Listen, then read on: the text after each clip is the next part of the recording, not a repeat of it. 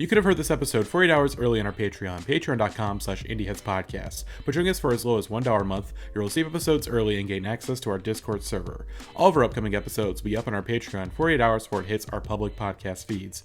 But if you're hearing this via our Patreon feed, we thank you so much for your support. We especially want to thank our Real Ones patrons, including Becca ETN, Georgia Mikowski, Grab McSpooky, Old Man Withers, Jackson Christ, Alex Gritchmanoff, Chris Perez, Timothy Holcomb, Josiah Duncan, Jenna LaFleur, Aaron Hillsamer, Darian Fisher, Buchanan, Cal50, Chris Wade, Jacqueline Kataga, Alec Felder, Eraserhead Baby, Selectric, Rob Marino, Max, Dill, Alex Bilovich, Waffle113, Noah Kurtz, Tony DeSerafino, Mace Farms, and Derek Pemberton. To become a real one, consider supporting us with a $5 month donation, where you'll receive bonus episodes every month and get a shout out at the top of the pod. Anyways though, enjoy the episode.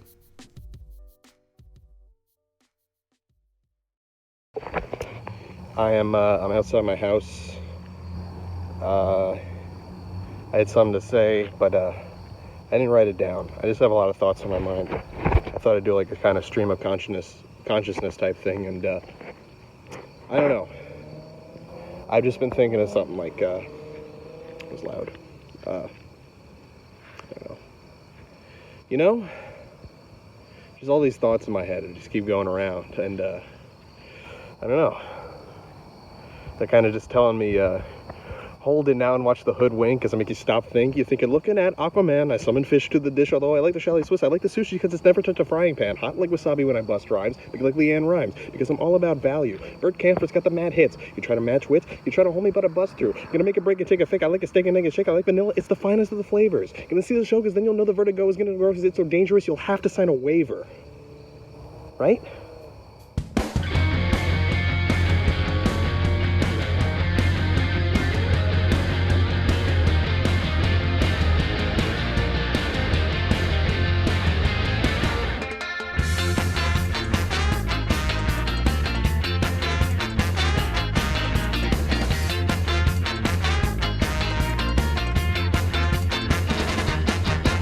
Hello everybody, and welcome back to episode number 9 of the 90s Rock Number Ones. I am one of your 3 co-hosts, Matty at Movie and Prince on Twitter. Of course, as always, Alex, Gavin, welcome back to the series. It is this is 12 weeks in a row, I think, if we're counting the bonus episodes and the week we took off.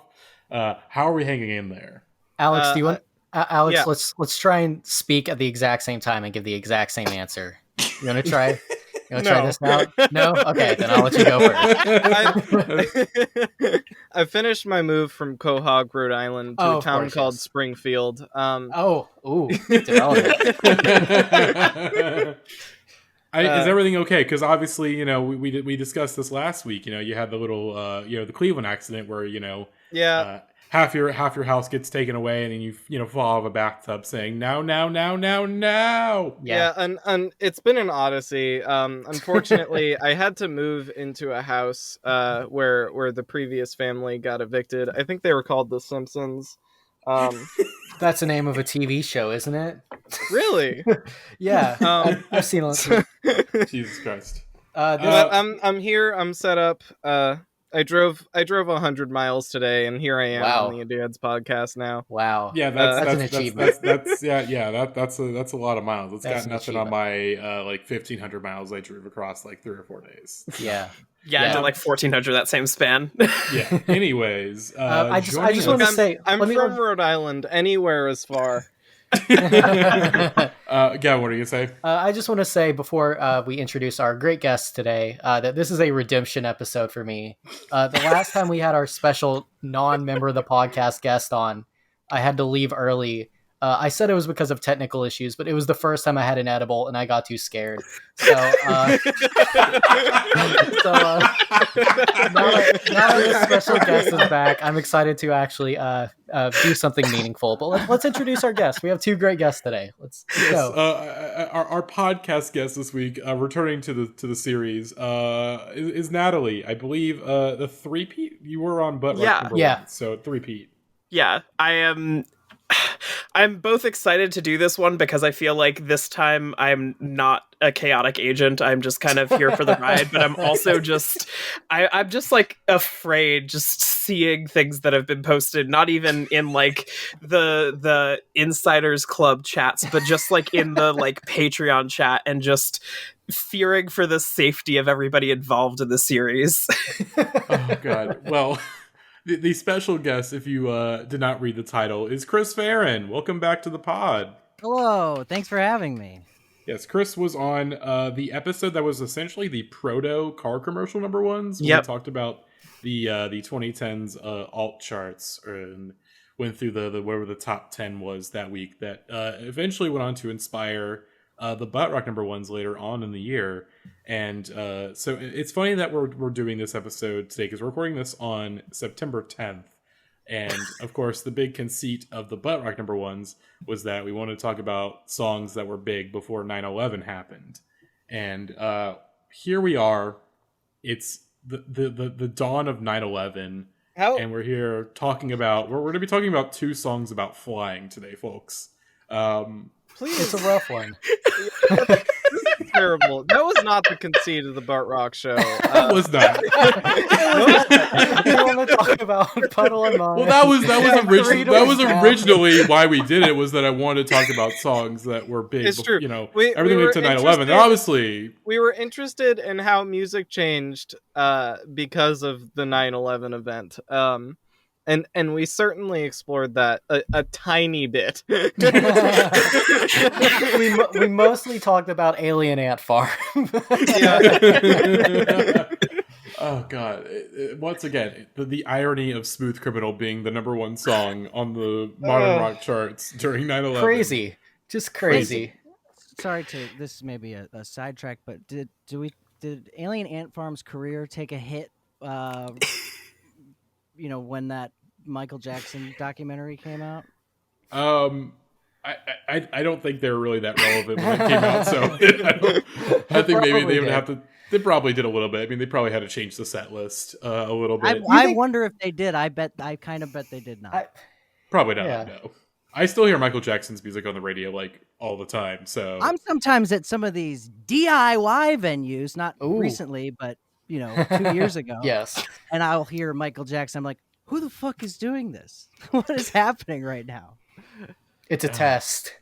It is a test. It's a test. But we're not talking about Michael Jackson. We're talking about a bunch of different other guys that are hopefully not sex criminals. So you never know. You never know. You never know. Again, Lenny Kravitz, accidentally posted his hog at a concert in Sweden. That's not a crime. You leave my man. He was not charged with anything. It's on his Wikipedia page. All right. But where we last left off, our last song we talked about was The Impression That I Get by the Mighty Mighty Boss Tones, wrote number one on June 28th, 1997. Robbed. The song before that song was Semi-Charmed Life by Third Eye Blind, which went number one on July 5th, 1997 for 3 weeks. And then our first song on today's episode, Push by Matchbox 20, for number one on July 26th, 1997 for 1 week. So let's hear It's been 1 week. Let's hear a little bit of Push real quick.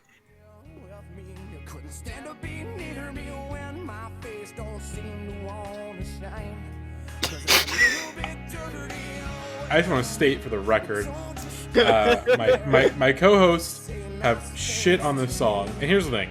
Is this the best Matchbox 20 song? No. 3 AM is better. Disease is better. But this is still a pretty good song in my opinion. I like this song. Matchbox 20 holds up. I agree. Fully agree. you. Rob Thomas, one of the most underrated pop singer-songwriters of the late 90s, mid-2000s. Especially some of his solo stuff. Obviously, Smooth is a classic. We know Smooth is a classic. But, When We Know More, that's a fucking great pop song There's there. like a Lemonheads quality to it. Obviously not the voice, but the songwriting. Yeah, it's solid stuff. He's a very good songwriter. Those first couple solo albums are really good. I agree with you. I was raised on those, so I have a nice amount of fondness for it, and some of the Matchbox 20 singles too. But I'm kind of with you in that. If I'm correct, this is the only Matchbox 20 song that hit number one on the charts in the 90s. I believe so. Really? At least on these charts. At least on these charts. I'll have to double check and see if there's other singles. They may have gone number one on the mainstream rock charts.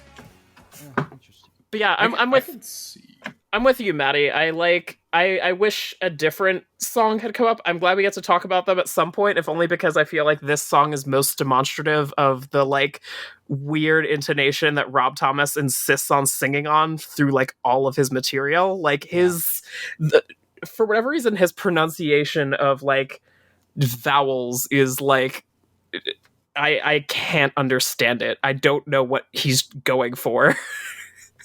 Yeah, he's got like, it's so weird because he kind of has like the butt rock guy voice in the intonations, but the music is not butt rock like at all. Like it's very clearly like adult alternative, which is my problem with it. It's a weird. It's definitely like, if you weren't raised on it, it's definitely like a weird like dichotomy where like the voice doesn't fully match the music if you're not like already like born and raised on Mr. Rob Thomas. Rob Thomas, who is a Japanese breakfast fan, to tie it back to the pod's roots, as he tweeted about how much he liked Be Sweet earlier on in the summer. Rob Thomas is cool. I think he's a cool dude. But I'll let you proceed, Gavin.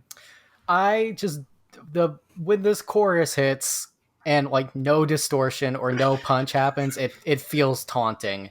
And maybe it's the format of this podcast's fault that we have to listen to a playlist of just this one song like on repeat with other songs. But this one, like, it soured on me pretty quick, and it only got worse with each repeated listen. I think the hook very much relies on Rob's performance, and I think it's a compelling performance, and I think the hook, it's not their strongest, but I do think that it is good. But I understand why. I do agree, but I don't think it's as much of a problem for me, I should say. It's taunting to hear this man say, I want to push you around over like the wimpiest music in the background. Yeah, or some just distortion or something. Or at least get like a little loud. Like it's the same dynamic. He just has more like Creed in his voice, I guess. Yeah, which is cool. I like that, but come on. Gavin has a good point. It's possible I would like this if it was actually just butt rock. Yes, but that's where I'm at. Yeah. I just don't find anything compelling about this. I hate his vocal performance. I hate the lyrics. Yeah, that's it. I no longer have any passion for this or any of these songs. I don't know why. This playlist has been extremely draining to me this week. Which is weird because here's the thing. I would say this. I like pretty much all the songs this week, and this is the only week where I can just say definitively, like, every song on this playlist is a classic. Like, all these songs have permeated through the culture. Like, there's no weird oddities that just kind of got forgotten through time. Like, all this stuff still gets radio play. People still remember it fondly. Like, you put on any of these songs, you get a gathering of white people together, and you put on any of these songs, you're gonna have a great time. No pipe bomb this time. No race war this time. No race war. Yeah. I was gonna say this is like the perfect playlist for me to hop onto because this is the most like white boy shit imaginable, which means it's perfect for me, a late 20-something white transgender girl, to hop onto. I would say as a 35-year-old, I feel like it's like these songs hit like exactly when I was finding out that like you could like music and like make that your whole identity, which we all have. That's magic. Yeah, that's magical. So I agree with Matt that these are all like just classic, complete classic. Yeah, I think that might be my problem. I like the weird ones. I like the steams. Should we explain the race war premise? Because I feel like that's an alarming thing I Chris got it. Chris knows. Gathering of white people, pipe bomb, and like, what more do you need? Speaking of race war, one of the songs. Well, I'll save this. I have a big race war speech coming up.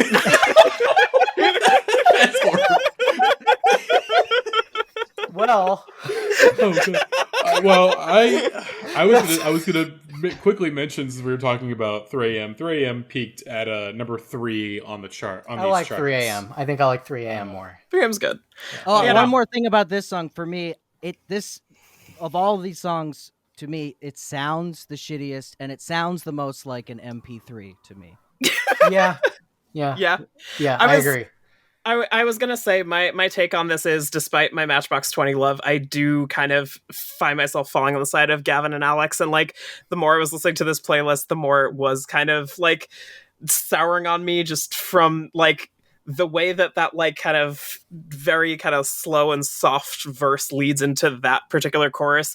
Do we also want to talk about how like Rob Thomas got like accusations against like from like women's rights groups about this song being like abusive toward women? What?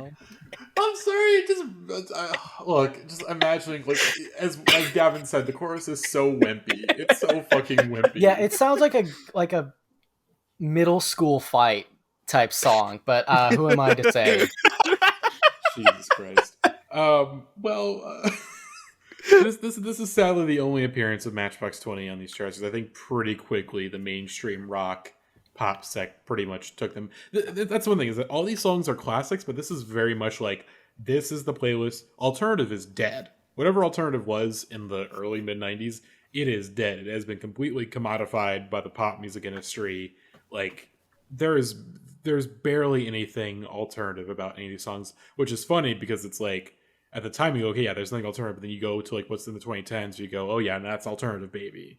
Like, at this point, it's just like, it is hard to be like, it is hard to connect this to what it was in the mid 90s. Like, we're really on like, this is the complete mainstreamification of this genre of music. Okay, like Pepper could have only gone number one when it did, like right before the mainstreamification. All right, right before it was you couldn't bimbify the Butthole Surfers, but you could bimbify Smash Mouth, and you could Fastball. bimbify Smash Mouth. I don't know what I'm saying. I don't know what you're saying either, man. I don't know what I'm saying. I think there's a clear line between like Fushu Mang and Astro Lounge. That's like a bimbofication pipeline in itself. See, there you go. Thank you, Nat. Thank you for saving me from a very bad point I was trying to make. No. Well, our next song. Well, speaking of himbos, our next song is Sugar Ray's Fly, which went number one on August 2nd, 1997, for a whopping 8 weeks. Oh, wow. And like I said, Matchbox 20, you can go, okay, like that's still alternative enough. This is like, okay, really got alternative. Like they throw a little like new metal riff in there, and that's all you need to get that's alternative. I don't know. But let's hear a little bit of Fly from Sugar Ray, aka Sugar Gay. Classic video. Yeah. God damn. Oh no. What is what kind of music do you listen to if you write this song? Is it Sublime? Yes. Yeah. It's probably reggae, because I think they had on the original version, let me double check really quick, because this is like the radio edit of like whatever it was on the album. I remember Rapping Man of Super I Cat. love this album art. I just feel like we need to acknowledge how amazing that album art is. Look at the font, the layout. Oh, it's just transcendent. It looks like a pinball arcade game. See, this is that what it's supposed to be? I think so. I think the only thing that okay. Yeah. The only thing that bothers me about it is that it looks like it should be like Crazy Town album art instead of like Crazy Town is like post Sugar Ray, I would say. It's just because you see a white guy with his shirt off, tattoos. it's just Well, here's the thing, Alex. Here's the thing. Like Sugar Ray, like here's the thing. It looks like a new metal album art because this is a new metal album, except for like this song. True, yeah. Actually. Yeah, actually, pretty hard Sugar rock. Ray started as a new metal band. Yeah. Yeah, like that's like Sugar Ray's. Like I think it's gotten forgotten, but like the thing with Sugar Ray is that like Fly was like a fluke. It was just like, oh, let's just make a pop song. You know, we're a new metal band. We're kind of floundering. Let's just make like a pop song for fun. And then this song became a fucking huge hit. And they're like, well, this is what we do now. Yeah, this is what we do now. Like, and then 59 in my memory. Yes. Picks that. Yes. Can I hear just a little bit of one of the new metal songs? Yeah. I'll play the first one. I'm incredibly intrigued. Yeah, let's hear RPM from Sugar Ray, the first song on Floored, real quick. I am Oh my god. Sounds like coal chamber. Real coal chamber shit. Oh, I cannot believe that those songs are on the same album. I might have to fucking listen to this. yeah, this is Yeah, sick. me too. I love the idea that someone loves Fly and they're like, I want to hear an album of Flies, and they go to this and they put this on. This is sick.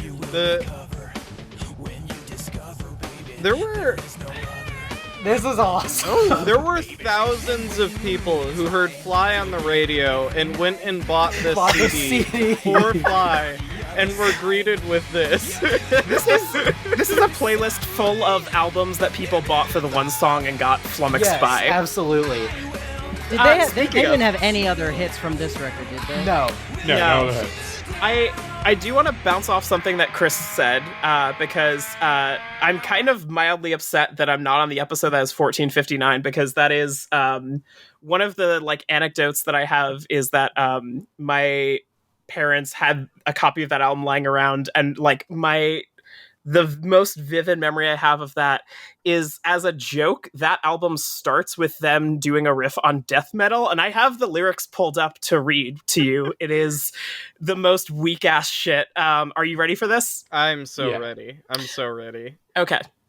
Okay, boys and girls. We've got a list of things for you to do to make yourself a better person, so just listen. Grrr. Be nice to your sister. Talk to your grandmother. Paint pretty pictures, cough, cough. Don't play ball in the house. Don't run with scissors. Be nice to cops. Oh my god. Nice to cops. Oh my, I was about to say here, but the last one. That doesn't hold up. No. No. Mark McGrath, this is a call out. I just want to say real quick, aside from the song itself, the Kid Rock song we talked about on the Barely March episode famously included the lyrics, I got more money than Matchbox 20 and I get more ass than Mark McGrath. And this playlist has led us to those two men in that exact order. And I just kind of think that's beautiful. That is but beautiful. this is the summer song to me. This is when This I hear is the my word, favorite song in the episode today, I think. When I hear the word summer, I think of this song. This is the first thing that pops When did in my it go mind. number one? Let me pull up the date really quick. Oh, Number August. one on August. August 2nd, 1997. Oh, there you go. Until Yeah, that tracks. September. So that, like I said, towards the end They're in of a the summer. freaking swimming pool in the video. I will say, driving home from work today when that new metal riff kicked in, like while the sun was like perfectly high in the sky driving on the highway, that shit rips. It's fun. Yeah, it's awesome. And like, yeah, it's, as I mentioned, there's like a little new metal riff at like the halfway point of the song. Like, Yeah, so they like, try. hey, we're a new metal band. But like the guitar, like the finger plucked guitar stuff sounds like really incredible, and the hook is amazing. It's a great hook. I should also, I have two things I want to mention about Sugar Ray. The first thing is that they were originally called Shrinky Dinks from Nice. 1986 to 1994. And also, my girlfriend informed me that Mark McGrath was on an episode of Celebrity Wife Swap in 2012. Great. And I tried to watch the episode that he was on. I think I watched like the first 12 minutes, and then I had to tap out because I was too stressed. But fun facts that I learned, at least I think now Mark McGrath has been dating on and off the same woman since like the early 90s, and they got From married. the wife swap? Yes, from the wife swap. That he swapped? No, not the wife that he swapped with. Which, by the way, I kind of buried the lead. The person that he was wife swapping with was Coolio. Nice. Yeah. Love it. But yeah, has been married to the same, has been together with the same person since like the early 90s, which I thought was sweet. Is Love. apparently a huge helicopter dad, as in like has taken the knobs off of his stove because he's scared that the kids are gonna like fuck with them. Oh my over his own god. kids all the time. And that was kind of the point of the wife swap, was like, hey, like get him to be less of a helicopter parent, like let the kids be, they're 2.5-year-old twins. Like you can kind of let them be a little bit, like let them learn. Let him fuck with the oven. Please. Yeah, let him play the oven. But as I said, I had to turn it off after like 12 minutes because I was too stressed out. Like I saw Uncut Gems in the theater like 3 times, and even this was too much for me. But yeah, no, Fly is a great song. It's Fly's a great fun. song. I should also real quick. It's called the album. After this is 1459 because 15 Minutes of Fame right before the 15 Minutes of Fame come up. Damn. They put a bet. Yeah, they bet, which I think is very clever. And they also had an album called Music for Cougars in 2009. And then their most recent album is called Little Yachty. And it's Little spelled the correct way. Ha. Before we move on from Fly, I want to note the most fun songs on this playlist this week are the ones that have just kind of weird production quirks, and this one has a few of my favorites. Most notably, I love the little weird drum break loops that come in half of the ends of bars. That's a fun thing. And then the background vocals on this song are beguiling to me, because there's the one most prominent one that's basically just shrieking at the top of his lungs. But when it hits the 3-part harmonies, I noticed on my first listen and couldn't unhear it every single time. Each part comes in out of sync with each other and then disconnects out of cue, and it is fascinating. That is it has to be some kind of deliberate shit, but it is so weird. I love it. I want to say this is the first and only time we're going to mention this restaurant on this podcast. Interesting. There's a Arby's commercial right now that is parodying this song about curly fries, and I just want to say to the Indie Heads podcast Discord, I am not in my Arby's era. That's all you get out of this joke. Well, let's talk about Fly some more. If anyone else has anything to say. I've said enough. Again, this is just a really great pop song, and it is. They're like a band like Crazy Town. They pulled a similar move where they had the pop song that got big, but instead of just fully pivoting and just making pop music like Sugar Ray did, or at least throwing a couple of pop singles on each of the records, they just didn't do that. And also, Crazy Town, if you've learned anything about them, were a very dysfunctional band.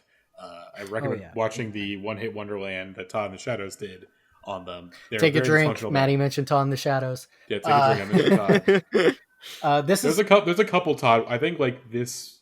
Well, not this one. I know this is one the of the songs era Todd upset. of the '90s one hit wonder. I would say absolutely. around this era. But this song being the midpoint between Sublime and Crazy Town is something I didn't even think about. But it doesn't upset me, I would say. Yeah. Well then. Shouts out to Butterfly. Still one of the best songs we've talked about. I absolutely agree. It is a great song. I think my girlfriend hates me for liking that song, but as she should probably. She should probably. I feel like the fact that she's still together with me, despite this whole past year or so, that's love right there. That's true love. Also, I just some promotion time. I have finished finalizing our stream playlist. At the end of every series, we do a live stream where we watch some silly YouTube videos relating to the songs that we talk about. The worst video I have ever found in the history of this streaming experience is related to this song. It's going to be miserable. So whenever that's announced, keep an eye out because it's going to be bad. But let's move on. Alrighty then. Well, our next song, y'all hear the cops in the fire. Be nice to the cops. Be nice, LA, baby. Yeah, LA, baby. Anyways, our next song. Sorry for the listeners. You're gonna probably hear that shit if I'm speaking. Our next song is Smash Mouth's "Walkin' on the Sun," which is #1 on September 27th, 1997 for 5 weeks. So let's hear a little bit of Walkin' on the Sun. I'm putting on my Austin Powers hat for this song. Hell yeah.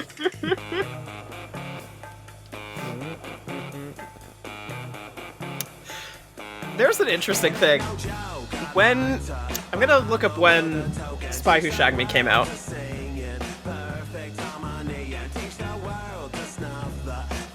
I'll say it. This one soured on me a little bit the more I listened to it. Maddie, yes. when did not Spy Who Shagged Me, International Man of Mystery, when did this one hit? This one's September 27th? Yeah. Okay, so this was a solid few months after International Man of Mystery hit. They can't be unrelated. Cannot, no. I doubt that. I'm sure they are related in terms of this song becoming a hit, but I wonder. I mean, they must have not have seen Austin Powers when they wrote it. Oh no. This was. I mean, they were already kind of mentioned in the Wikipedia. Wait, what? Go to critical reception. Here's my race. Here's my race during the thing. whole. Okay, What? well, there's two things. There's two This things. is my big race board speech I have to make. It's just what Greg Camp said. It was written during the whole Rodney King thing, which is what it's called. It's cited the Rodney King thing. Let me just read this quote because I saw this and I literally I'm seeing this for the first time and I'm just fucking aghast. It was written during the whole Rodney King thing. The song was basically a social and racial battle cry. It was a sort of can't we all get along song for the time when I wrote it. It was just about all the things that were going on around me as a young person. And I'm like, God, what is going on? I don't understand why this is happening. It's like we might as well be walking around a planet on fire. And that's how it came about. What the fuck? Why? Well, I gotta hang on. I gotta sound like Alex. I gotta give this real quick. All right. You know, you said all that, and you know what I think. Everything is so messed up. Everything is so messed up. So true, Wes. Thank you, Wes.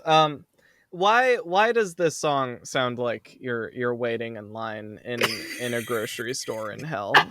Why does it sound like that? If that is what this song is about. Oh God! The song rocks. The song kicks ass. It sounds like if the Doors were good, as far as I'm concerned. Oh my God! Ooh. You know, I'm inclined to agree with you, Chris. I like this take. My thought is I dig it because it's because of the like retro throwback nature. It doesn't sound like anything that is like in this era of 90s alternative, while also I feel like this is one of the few songs this week that actually knows how to like utilize song structures to its benefits. Like it feels like there is like an increasing progression to like how the intensity of the verses go. That said, I'm also like fully I'm fully aware and cognizant of the fact that it is like topically extremely fucked up, because they're also the point they're trying to use is like a lyrical point of comparison is like, man, why couldn't we just be like how things were in the 60s when hippies just like played like folk songs around campfires, not like taking into account that like the 60s were a time where there were like protests all the fucking time. Right. Like, yeah.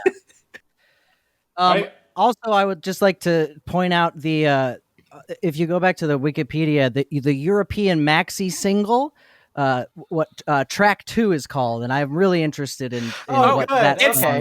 It's a track on Fu Shu Meng. It is a good track. Fu Shu Meng's a good album.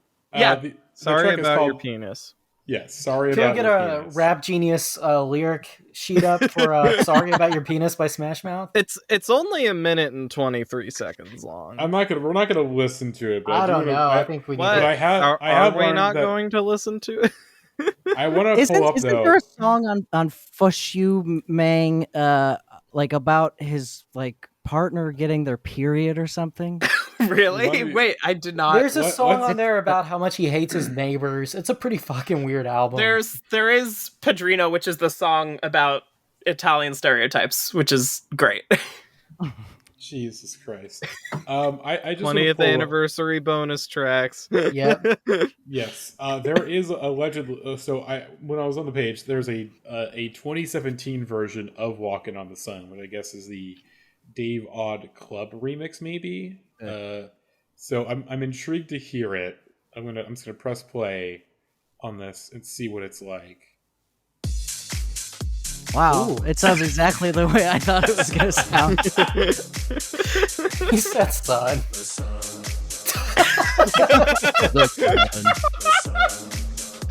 Son. Oh my God. Oh, there's an acoustic version of Fu Shu Mang. When I was walking the sun song acoustically. Ooh. But is It there rocks. an Like a loud acoustic even version of "I'm Sorry About Your Penis"? Unfortunately, Sadly no. not. Ooh. Ooh. Oh. Oh. Oh man. What is going on with Steve? All right. I'm so ready for this. All right, we're gonna listen to "Sorry About Your Penis" by Smash It's Mouth. 3 minutes long. We're gonna listen to all of it, Gavin. Oh man. I just need to hear him say "Sorry About Your Penis" in the song. Ooh. Smooth. Ooh. Steely rocks. Dan. Yeah. Got like a mojito walking across the beach. Oh yeah. Ooh. Got you looking at yourself. Don't worry about it, you look fine. How'd you get your hair so tight? You can't get Just like snapping right now. I can't snap very well. you got a tan. This is kind of great. We gotta put this on like a yacht rock playlist. like a to see bossa if nova anyone beat. notices. You This know? is kind of really good.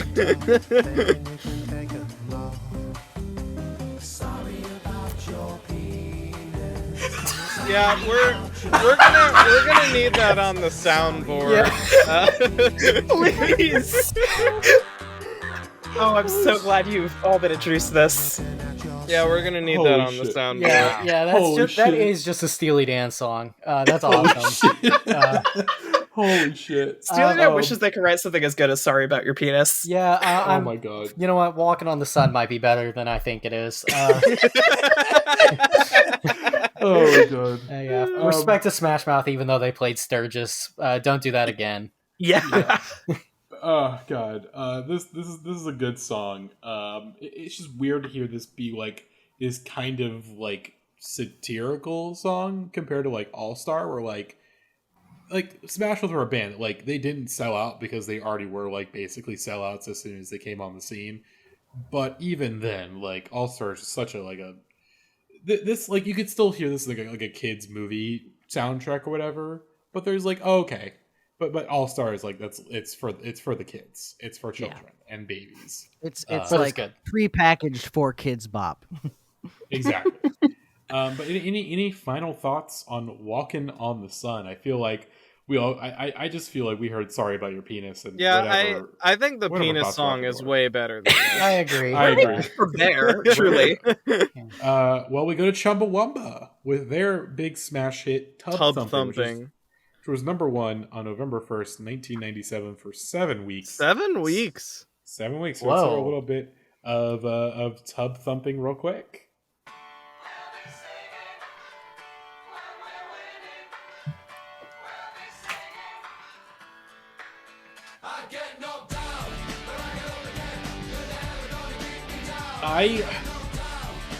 I never really had any strong thoughts on tub thumping up until this episode. It was just a song that I always knew. You know, it's been around since I was like literally since I was born. I really love this song. Like this is just a really great pop song. Thank you, Matty. Did anyone else listen to the album version? Oh, I have because I have the album right here. Came Finally prepared used CD band. Gavin Oh, has really? There's like a 20 sticker copies. on the back. Yes, thank you, Gavin. I hoped you would come prepared. But no, I love this album. This is I came onto this playlist fully prepared to just throw down the Chumbawamba gauntlet because they are like, without irony, like one of my favorite bands, and like even having listened to like the extent of their discography, this album, which is kind of the black sheep in there because a lot of people view it as their pop sellout album, is like really damn good still. Like it has their still kind of like political commentary without like sacrificing the like pop structures of it. I don't know. I really vibe with them, but I'll let other people get in on this Matty, first. can you open the Discord real quick? Gavin is eating a Chumbawamba CD. I'm trying to open the plastic. Let's get to nitty gritty, folks. Look, if you find this album at a used record store on CD, it's usually about 99 cents. Me and my brother Grant, veteran of the pod, have discovered this fact many years ago, and we said we're going to buy every single one that we find. We're collection of about 20. I have one of them in my hands right now. This is the first one I bought in Oklahoma. Look, I don't want to give my home address away on the pod. But I will say, fellow member of the pod, Wilford Thrill, has tweeted his home address many times. I'm sure he would not mind if you sent him whatever used copy of Tubthumping by Chumbawamba that you find. Literally, just look from at Wilford Thrill address, and you'll just find his home address. He's done it. He sent it to Billy Corgan like 2 years ago. Billy Corgan doesn't look at his Twitter. Billy Corgan's not going to come to Will's house, but you can send him Chumbawambas, and he'll give them to me. So do that. Give me all the copies. I would like to one day build a house out of them. I feel like that's probably cheaper than investing in real estate. I'm completely serious. I want as many copies of these as I can have. But as for the song itself, this one also soured on me greatly while listening. Holy shit, is it repetitive? It's extremely repetitive. I would say it might be a little too long. Yes, I would agree. I love the album what it version means. is even longer. Yeah, it's a long ass intro and outro. It's also really jarring. I originally had the album version on my playlist, and it was really weird and unpleasant. But when I switched it to the single version, I enjoyed it a lot more. This song should only exist as the credits music for like kids movies. I just that's what I hear when I listen to this, and I don't think you should hear it in any other context. It's a great jock jam. Yeah, it's a jock jam. It's literally, so the single version that I found on Spotify is literally on an album called All Star Sports Jams. Yeah, there's a reason for that, where like Alex was mentioning, the whole conceit that they do for their albums, including this one, to the point where this one I think is like driven up to like a length of like 50 minutes, like the album overall, because there's constant like found clips from like films and just like interview things just sprinkled throughout to like link the tracks together. But it's like, it's most jarring on the album version, which is especially hilarious to me because anybody who would have bought this album for the single got like blindsided with like a minute and a half of like extra shit they didn't ask for. Natalie, does the album kind of sound like this song? Kind of. It's so part of why I'm like ultimately positive on the song, even though it's like far from my like favorite on the album, is because I know Gavin did not want me to get into this, but I'm going to get into this because it's important context. Chumbawamba started as an anarchist punk band in the 80s. Take a piss. Gavin is not joking. You literally just left. He's going to go take a piss in the rubber ducky room, which I saw a week and a half ago. But yeah, as they evolved, they started introducing more like elements of like rave dance culture music into their stuff, and then by like the mid 90s they were like literally just making like basically like proto dance punk songs. Like their breakthrough album right before this was called Anarchy, and it's kind of similar, but if like a little bit rougher around the edges, but like more kind of like upfront about that sort of thing.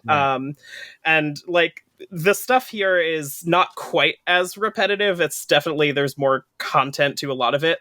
But I think part of why I like ultimately come down positive on this one is, even though it's repetitive and kind of overplayed, I gotta admire the troll move nature of them basically like very, very deliberately selling out to a label that they had like publicly like criticized multiple times. They like got on the record as like hating EMI for like years and years and years, and then still signed with them anyway. Trojan horsing this song front and center onto this album, going ahead doing their shtick anyway, getting their albums sold all over the place, and then just kind of like walking away with it. And like, honestly, that's a Chad move. I also want to point out, I opened the CD booklet for the first time ever today, and throughout the lyrics pages, there's just constantly, due to the complexities of USA copyright law, we are not able to print the information intended for this space. At your written request, we will supply you with a leaflet containing the information while supplies last, or you can read it on our website, http://www.chumba.com, which I imagine has to be instructions for like building a pipe bomb or something, because they have said that on like records before. They literally have like listed instructions for like how to make a homemade pipe bomb on their albums. Oh, is their homepage is just them saying goodbye to the world? Yes, it is. Yes, they broke up, I think, about 10 years ago. Yeah, about 10 2012. years ago. Yeah, September It looks like a 2012. pretty new website, though. Yeah. It's not that. It looks pretty. It's been 2012 web. updated.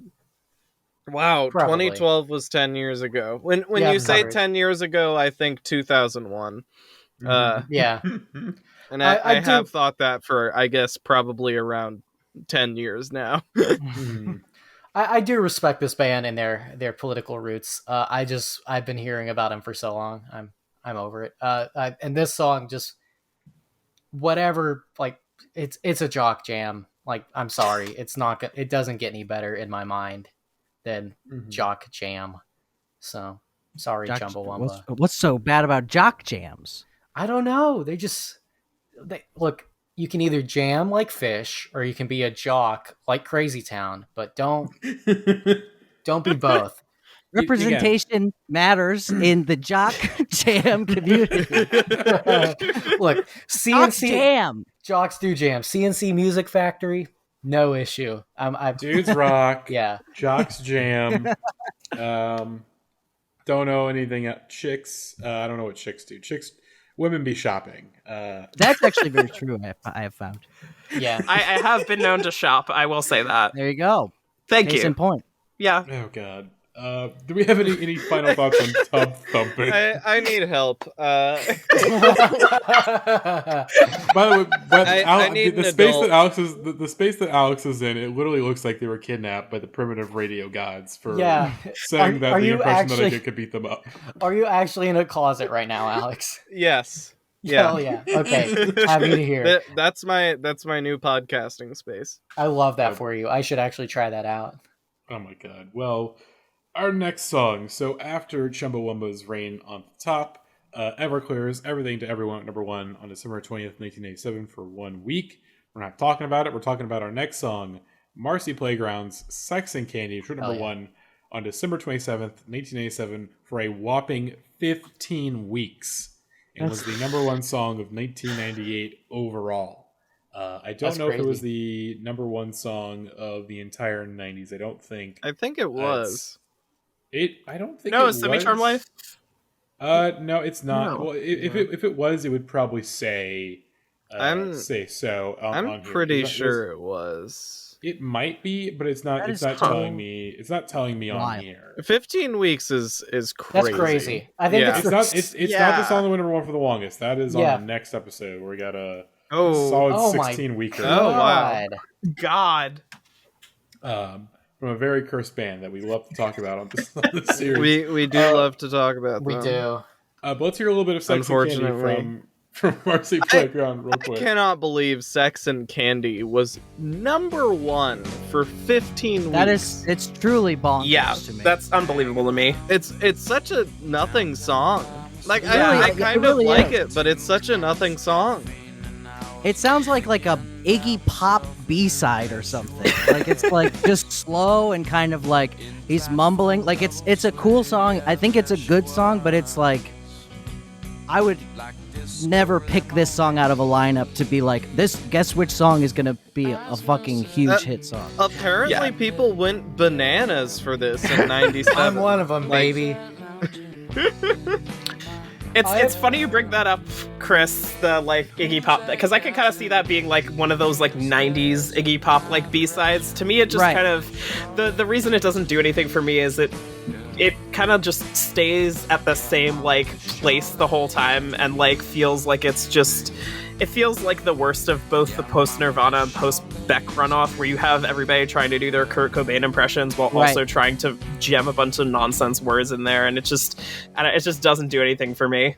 I Do would argue. we think that the song would be a hit at all if it didn't say sex in the chorus I and think it if wasn't he, called not. sex? It's I think like, it would still be a hit, but if he didn't say Disco Lemonade, nobody would know this song. That's true. I Look, agree. I've been accused of one who is does not go along with the vibe. I keep saying, where's the meat on these songs? I have pushed all that to the side. This song is just pure vibes, no meat, and I love it. Same. Head It's a vibe. empty, vibing, It's a real tune, bruv. Yes, Pure exactly. vibes, no meat. No meat. There should be Indie Heads t-shirts that say that. Yeah, I do like this song. The Discord had a meltdown earlier today due to my opposition to a later song and my preference to this one. I agree with Natalie in that this song doesn't do anything, but I would argue like maybe 2 songs this week actually do something. Tubthumping does not do something. Like Fly maybe barely does something. This song does nothing.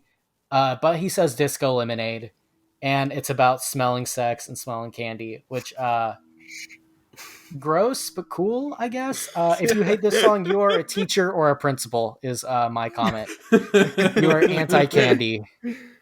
I just want to say from the Wikipedia page, Wozniak, and Wozniak being the lead singer of the band, said that Sex and Candy is an unorthodox love song. Later, he said he does not know what the song means. Fuck yes. It also should say that a music video was directed and conceptualized by Jamie Colleary. Can't pronounce that right. Depicting Wozniak's head protruding from a hole inside of a mountain and a crawling spider. It has been interpreted in Freudian terms and compared to the work of Salvador Dali. Hell yeah! It's about fucking your mom or wanting to fuck your mom, and also about Salvador Dali. So melty things. Candy melts. It can melt, and and sex is very hot, and hot melts candy. So I mean, I get it. Sex is so hot. So apparently it's an unorthodox love song about wanting to fuck your mom. Yes, exactly. is what I'm hearing. You're melting, exactly. Mom. Exactly, and who gives you candy? Okay, we're going too far. I'm going to say that. I'm baffled by the fact that right after that on the wiki it says that's been covered by Maroon 5. There's nothing I want to hear less. It's been covered by Maroon 5 and Sloth Rust, two of the most different bands. We got to talk about that on a certain future series. Yeah, we'll talk about that. Yes. But yeah, no, this one is it's a vibe, it's a vibe. Oh wait, hang on. Here's a quote. Here's a full quote. It's just about seeing some sexy girl and then falling in love and then asking a dumb question to yourself. Well, it's not even asking a question. I'm just gonna be straight up honest. I don't know. When I was writing these songs, I wasn't high, but it sounds like I was high. That's awesome. He was like trying to make a point, being like, well, actually, it's like, okay, I'm gonna, dude, I don't fucking know. We've seen Kurt Cobain. We've seen a picture of Kurt Cobain on the Wikipedia page.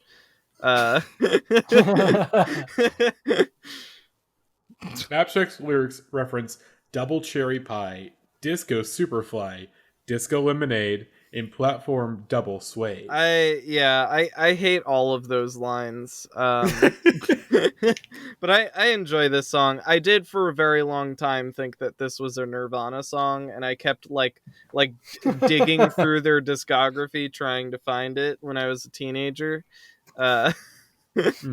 He sings exactly like Kurt Cobain. It's very much on the chiller side of Kurt's vocal range. Any other thoughts on Sex and Candy? It's there's not much to say. It's just kind of a vibe, It made me feel good as a songwriter that a song that this kind of like nothing could become so successful. All right. I got to weigh in here. Glowing endorsement for Boring Hot. I could get behind that. Like it's an aspirational kind of success we could all hope for. Yeah. White mediocrity has never sounded better than Sex and Candy. But on the opposite, our next song definitely not white mediocrity. This is White Boy Excellence, our next song, which is Fastball's The Way, which number 1 on April 11th, 1998 for 7 weeks.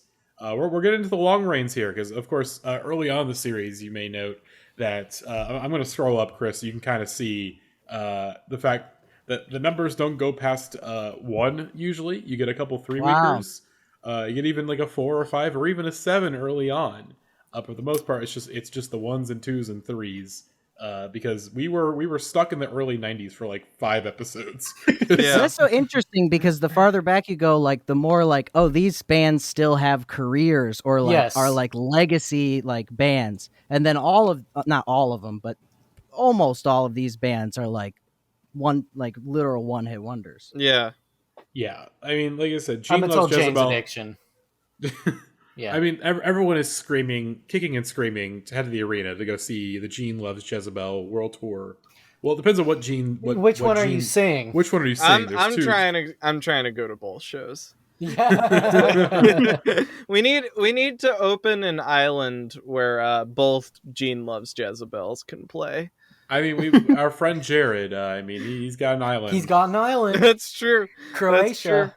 That's true. I'm going next year. Calling it now. Which, speaking of Jared, me and Gavin might be going on a certain podcast to talk about 30 Seconds to Mars sometime in October or early November. So be on the lookout for that. I wonder which one. But our next song is Fastball's The Way. Number 1, April 11th, 1998. For 7 weeks. Let's hear a little bit of The Way real quick.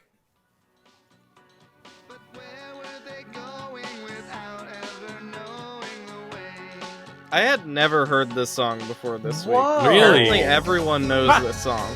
Yeah. This song fucking kicks ass. I love this song. Yeah, this is my favorite song this week, easily. This Top is 3. maybe the song that is the most, like, haunted me throughout my youth, and I never knew what it was before, like, digging into this playlist. Texas Boys, I'm pretty sure. The way, I mean, here's the thing. You can't make a song like The Way. Not really The Way. You can't have a band like Fastball these days, especially in, the pop music sphere, because besides the drummer's handsome, the lead singer is just some guy. Just like some ugly dude with horrible sideburns and like the worst haircut you've ever seen in your entire life. Yeah. And this guy can make a song number 1 for 7 weeks. Because it's awesome. Yeah, they had another hit that was really good too. Yeah. Out of my mind. Yeah. Which got sampled by our car commercial interlude artist of the week, Machine Gun Kelly. Oh, yeah. Yeah, Fastball is awesome. Very underrated group. Because you can't have Machine Gun Kelly? He'd be nowhere if he had the same haircut as the guy from Fastball. All right. You gotta be a little handsome rock star like Machine Gun Kelly. I'm sure Fastball weren't the first to do it, and they certainly weren't the last, but this song has like one of the few like acceptable and great uses of like kind of like lo-fi production intro into like a hi-fi like expanding. Like that's like now like the most overdone fucking production little trick in the world, but it's the best way to give your song like integrity. But not really, because it sounds terrible, because most artists trying to imitate lo-fi just do it terribly. Like it's like, oh, you just put a distortion filter on it. Okay. Like that sucks. At least when R. Kelly did it on or not R. Kelly, Machine Gun Kelly.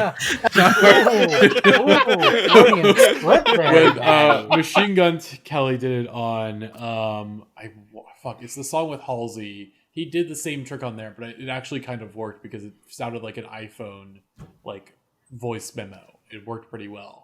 It's not the one we're talking about, because I wish we were talking about that one. The one we're talking about is pretty good, but it's not. We'll get there. Hurts me. We'll get there. But no, this song is a power pop classic. Like, this is just fucking great songwriting. Like, what can you say? It's just haunting. A fucking great song. A haunting song for real, I would say. Very Two sad. Guitar solos. Yes, very important. Yeah. The verses are, I think, more what people think about when they think about this song than the chorus, which is always kind of an interesting thing, I think. Yeah, I would agree. I feel like I'm coming down on the minority on this. I don't dislike the song. I think it's a very solid piece of power pop songwriting, and like I do have to admire anybody that can do like a good power pop. I think I do like the kind of progression of the song. The fact that you essentially have like two refrains one going into the other is always like a neat trick that I like. I don't know. I'm just kind of, I think this is at the point of the late 90s where like enough of these kind of like fluke acts are kind of having these power pop successes that like this is the point where it's like power pop saturation kind of hits, and like especially stuff that spills over that's not part of the charts that we're discussing. So I feel like this one kind of is one that fades from preference for me, even if I don't like outright dislike it. Like I still think it is like very solidly put together. Like I don't have any particular criticisms for it. I just don't really kind of have as much fawning adoration for it. That's fair. Power pop oversaturation is a thing that I think does not exist. But it existed in the late 90s. I cannot agree. Give me all that shit, except for maybe one song later. This I don't know how serious we want to get in regards to what this song is about. I don't know if the subject matter is handled the most delicately or respectfully, but I don't know. I don't know what the song's about. I'm worried. Okay.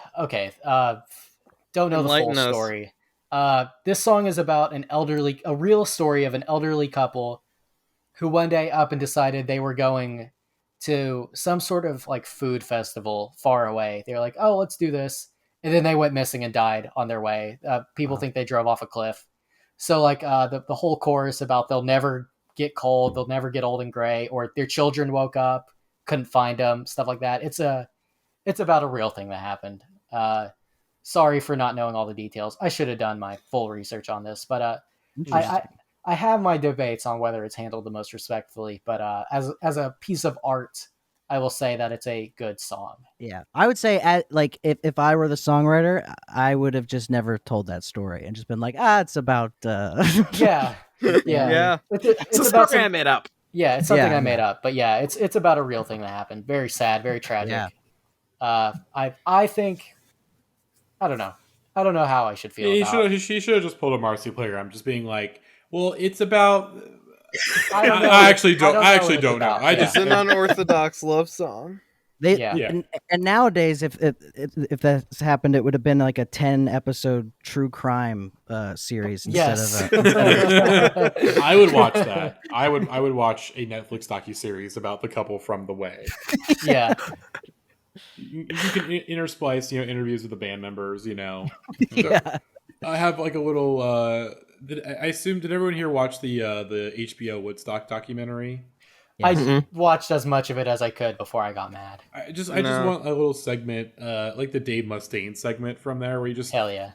Where Dave Mustaine he comes in, he briefly talks to the festival, talks shit at Metallica, he leaves. That's it. I don't know what Fastball could do in that regard, but I want a similar thing of just they come in, they go, yeah, we wrote the story, and then we made like one of the best songs ever written. What are you gonna do? Bye bye. Yeah.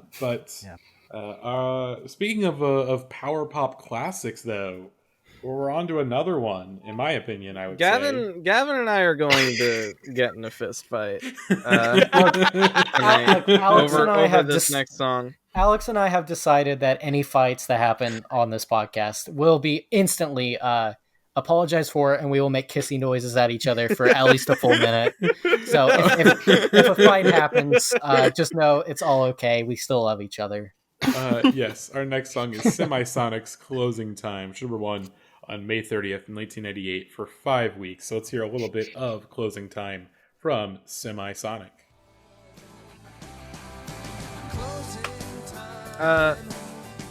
This was my first favorite song when I was a toddler.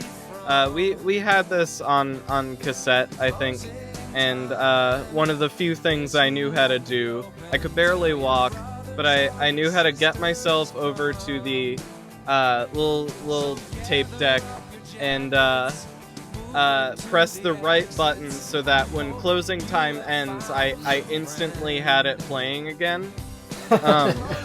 And that is one of the only and best stories I have from when I was very, very young.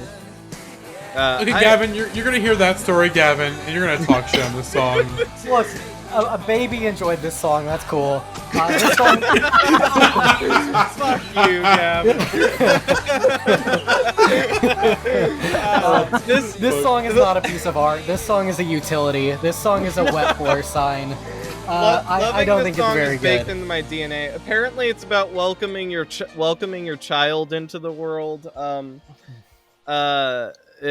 of our Discord Patreon. Cal 50. Yeah, Cal 50. Informed us of this. And Closing Time, true head, Cal 50 thinks it's the number one song of this entire series. It makes sense. Yeah, this is a great song. I do like singing in my sleep a little bit more. Or singing to me. I don't remember exactly what it's called. But I'm pretty fond of A Secret Smile. It's a good one, which I discovered because once again, have a drink, have a shot, Todd in the Shadows, one episode on this song. Loving this song has been baked into my DNA. I hear it and something just instantly clicks, and I don't think I've ever disliked this song. Every time I've heard it, and I've heard it hundreds of times. Everyone has. Yeah. I'm gonna share my story too, because I have one too. It's a little bit more like innocuous and regular, but like when I moved recently, I left the job that I've been working at the same bookstore for like the past 4 years, and it was like a very rote thing, but it was like a nightly tradition that we would like throw Closing Time on loop like the last like half hour every time that we were working a closing shift. And so it's similarly like baked into my brain, where it's like listening to it that many times over has like gotten me to kind of like look at it from a purely like analytical point and like recognizing kind of like how everything from a songwriting craft kind of falls exactly where it needs to. The fact that there's like no time wasted between like the first chorus and the second verse is an especially like neat touch, considering kind of like how much instrumental passages there are in the bridge. But like it's the sort of thing where it's like, because of how it kind of like pans out and the like not like groundbreaking, but like neat kind of like lyrical touches that are going on throughout, I do still have some admiration for this, even if it's not necessarily like my favorite this week. There's something about it that I just kind of it just kind of makes me happy knowing that this song exists. I think this is a great song that I have heard 50,000 times more than any of the other songs, and I feel like I would be okay if I never heard it again, just because I've heard it so much. I think it's a great song, but I can't think of a song that I've heard more in my life than this song. I think that's totally fair. Yeah, this song is a utility. I don't think this is a real song. Like, me and Matty. It is about loving your child. So is Blurry, but Blurry's a way better song. Oh yeah. Me and Matty went to the bar when Matty was here in Oklahoma, and they played this song at like 10 p.m., which was it was like 9 p.m. It was like 9 p.m. It was very funny. When me and my brother worked at Target, we'd go to Applebee's immediately after our shift. It'd be 11 p.m. and we'd immediately hit up the touch tunes and play Closing Time and watch the most drunk people in the Applebee's immediately leave and fall for it. So we pretty much had the bar all to ourselves. Nice little life hack if you're out there. That's phenomenal. That's so great. Oh, that's amazing. It worked pretty much 90% of the time. I thought I liked this song before this week, and then just listening to this playlist a couple of times, that long-ass instrumental section exists solely so drunk people can close their tab out and not have to speak over the guy singing. It's not a real song to me. It's like one of those fake algorithm songs in the car commercial. Here's the thing. That is so fucked up. That's just such a fucked up thing to Alex, say. Just remember, I should say, Alex, I said my favorite song of all time was NoFX Linoleum a couple weeks ago. So no matter how you feel about Closing Time, it's okay. Linoleum's a good song. Thank you. I should say Linoleum the really long song, or is that something else? That's the Decline. Okay. Yeah, that's 18 minutes long. Well, I'll make Matty listen to that one day. We're gonna stick it to George Bush and listen to the Decline soon. Yeah, that doesn't sound like a threat. That just is a threat. Like, you were threatening me. The Decline's good. I think it's a good song. I think you'd like it. I don't believe you. I don't believe you at all, Gavin. It has a lot of interesting sections within it. Did they end up getting Bush out of office? No I offense. think so. I think Fat Mike's president now. There was that whole recall election. Yeah. We're living in Fat Mike's America. Oh God! I was gonna say I did actually stay at a bar till closing time for the first time ever recently in LA. Wow. And they did play this song as the song to close out your tabs and all that stuff. It's utility. I did karaoke. I did Jumper by Third Eye Blind, which I'm going to talk about on a bonus episode coming up. I'm trying to remember. There was another one I did. I did Ocean Avenue by Yellowcard. Oh, that rips. Classic. The first time I went to this karaoke bar, because I was in LA in early August to visit. The first night I was here, my friend Luke invited me to go to a karaoke bar, and I did "Blurry" by Puddle of Mudd as my first song on karaoke. Damn, I love my son. Blurry is one of the greatest songs ever made. Truly. I just need to share that every time we talk about it. Everything is so messed up. I am floored. I am still floored at how good Blurry is. I am so mad that we're doing an introducing episode, Gavin, on 30 Seconds to Mars, because Wes Scantlin did not write an autobiography about himself in Puddle of Mudd, which is funny because here's the thing. I just want to say this really quick. So, like I said, COVID hits, everyone's stuck in the house, they got nothing to do. If you're a singer, you're a songwriter, you can't go on tour, you're just stuck in your house. Like, what do you do? What do you do? You have so much time on your hands now, and Wes Scantlin is such a dumb motherfucker. He's one of the dumbest people. He's awesome. What are you talking about? That he was going to write an autobiography before COVID, and then COVID happened, and he says, "No, I can't do it." He's making CBD. He's too busy now. We didn't talk about this. Over Labor Day weekend, Rocklahoma happened, the big butt rock festival in Oklahoma, and pictures of Wes surfaced. And we did not know this, but Wes Scantlin, singer of Puddle of Mudd, whose biggest hit is the song Blurry, has a huge forearm tattoo with just the word Blurry.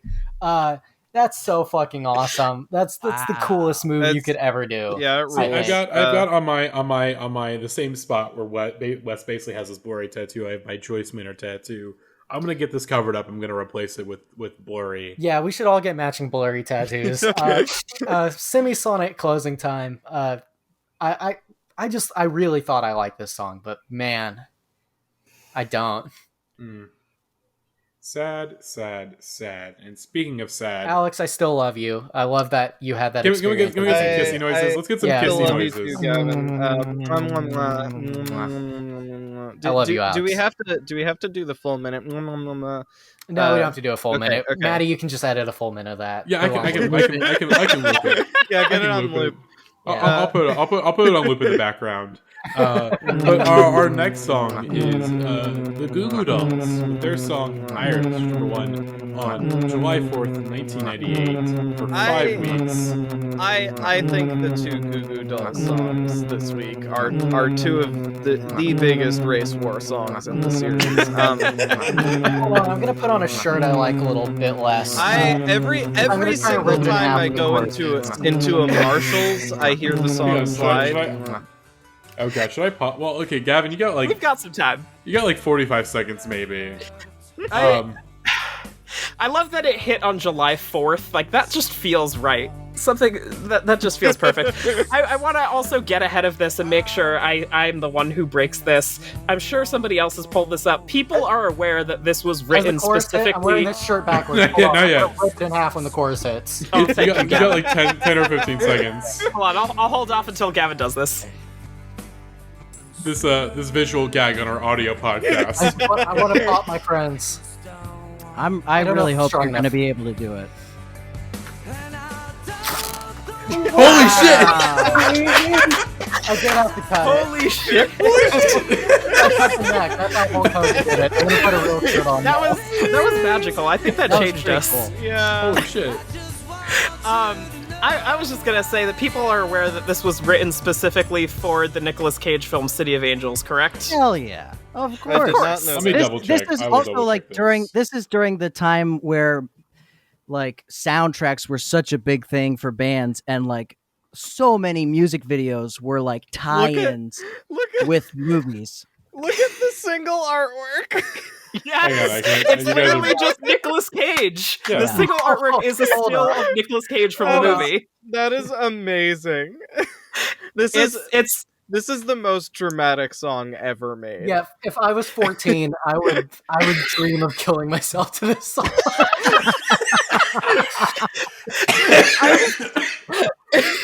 I just funny. love Jesus to Christ. think about Jesus you Christ, say that Gavin. because I did when I was 14.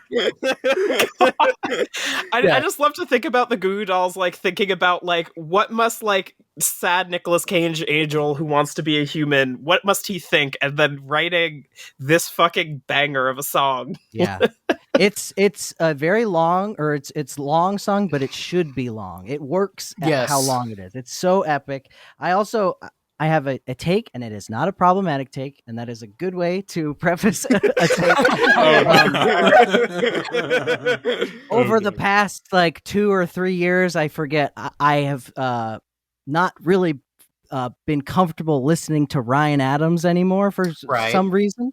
And listening to this song, I was like, okay, this is scratching a very specific itch that I have not been able to scratch in a while.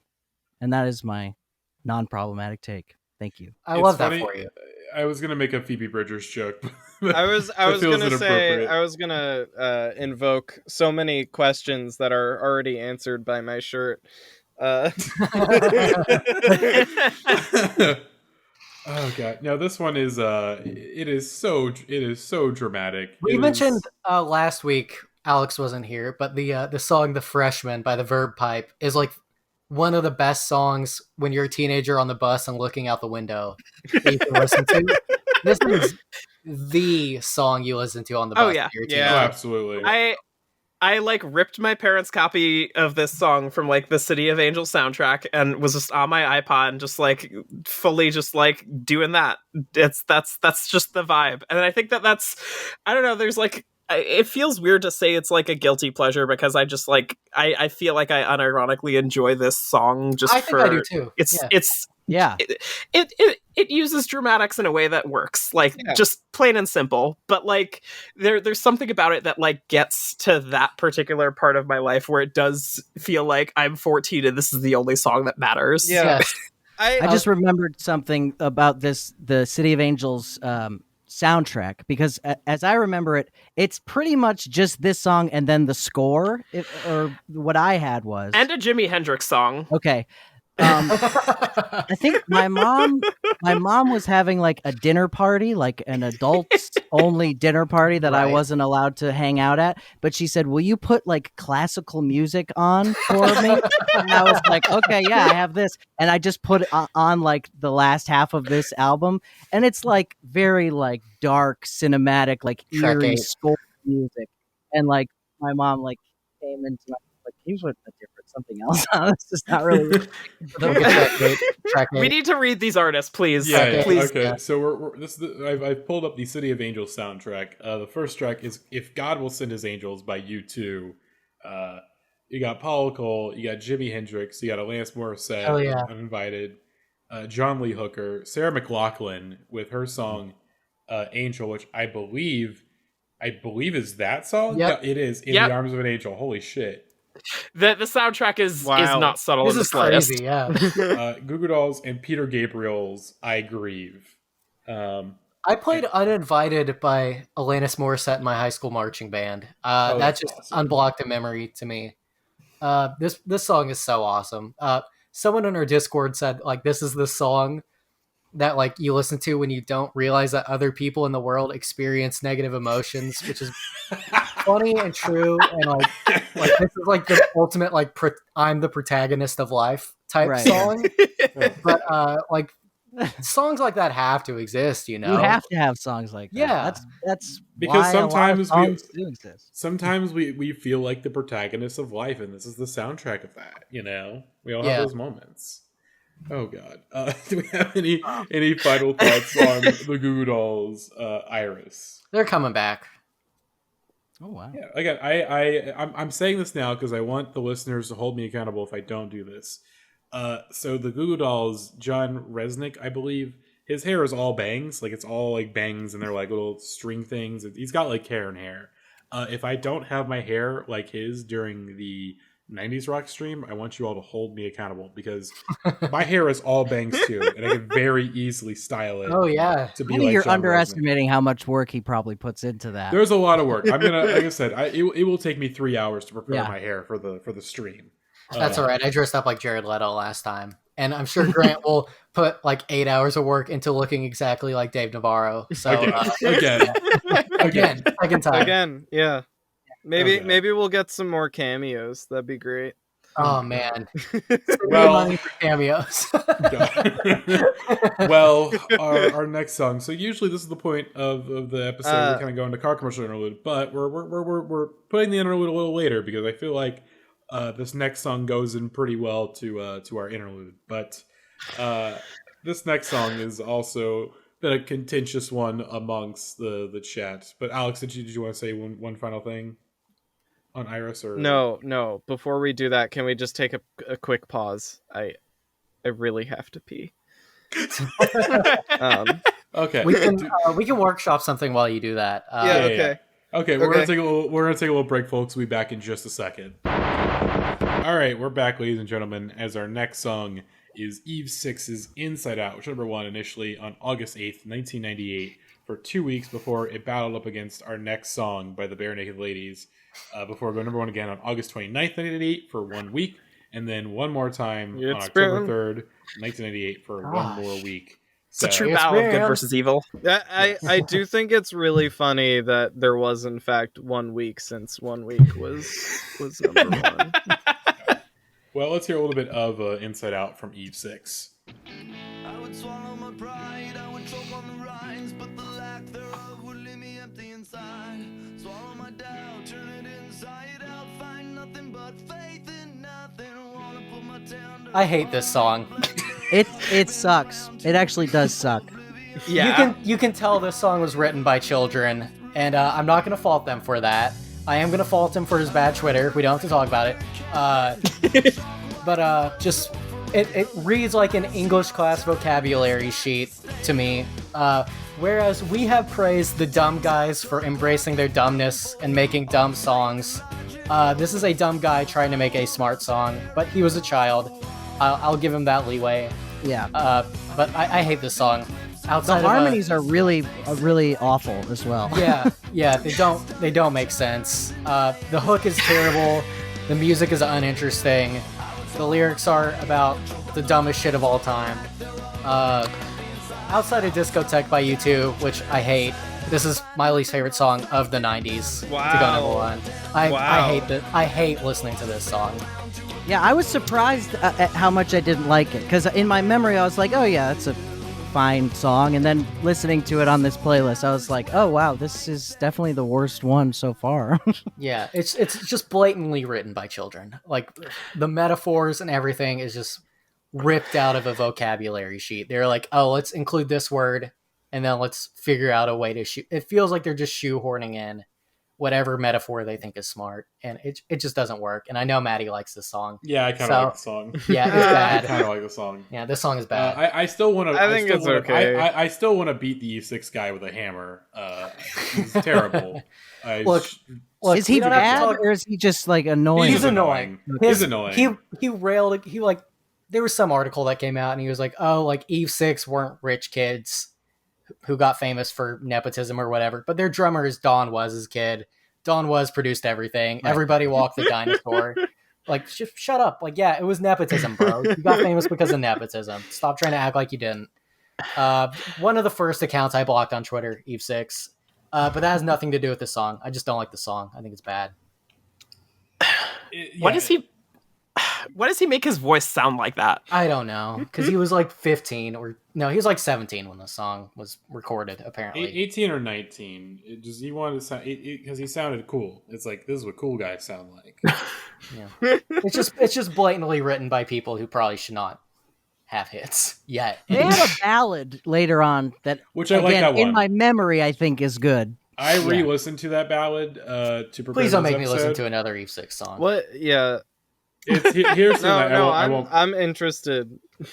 Gavin, if Alex says I gotta listen to what Alex says. You can plug your ears and Gavin. go la la la la la. I'll mute you. Prep another shirt. Yeah.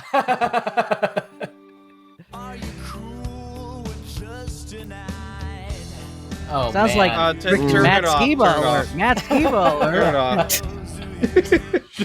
Turn it off. I will take my headphones off my head. Okay, thank you. Very alkaline trio.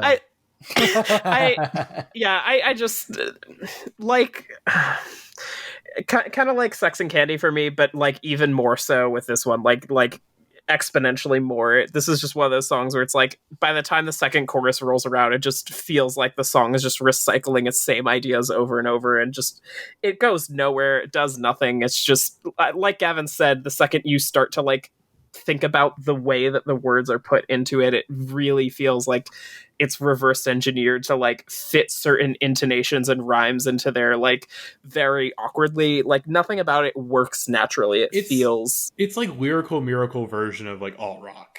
Yeah, exactly. Yeah. Spiritual white boy going off on LA and where his mind sleeps or whatever. Look, folks, U2, Eve 6, Matchbox 20. Oh man, I know these names better than my own grandmothers. Okay, these guys love Sum 41. These guys plus 44. Plus 44. Look, if you were to ask me, I would say it's Eve 6 and Everclear and Everlast, and just any band with Eve in it is the same band. 10,000 Maniacs. Homegrown 311 shit. Homegrown 311 How shit. dare you? 311's the greatest band of all time. Another thing about this song and like maybe Sex and Candy kind of like alternative rock or indie now or whatever doesn't really it has become embarrassing to be horny again, and I appreciate that. I don't like hearing about people being horny in songs unless it's there's pop music, and a lot of hip hop music is works for that, and R&B, but I have never really heard something in rock that has made me go, hell yeah, this guy's horny, and I like it. Oh god, it's weird. That's what our listeners and many people on this podcast have said to a certain song by a certain Peter. And I have grown tired. I have grown tired of it. I'm sorry. Oh god. Well, folks, let's. It's time. So we're at the point. We're definitely well past the halfway point, but you know what? It's the way I structured it. Whatever. It's the car commercial interlude of the week. Oh god. So every week, Barely March has sent me a new interlude to play as the theme music. He told me not to listen to this one specifically. It is 1 minute and 39 seconds long. Oh my god. I'm really scared. So I'm afraid he's gonna just try and talk to Chris through this. let's just hear it.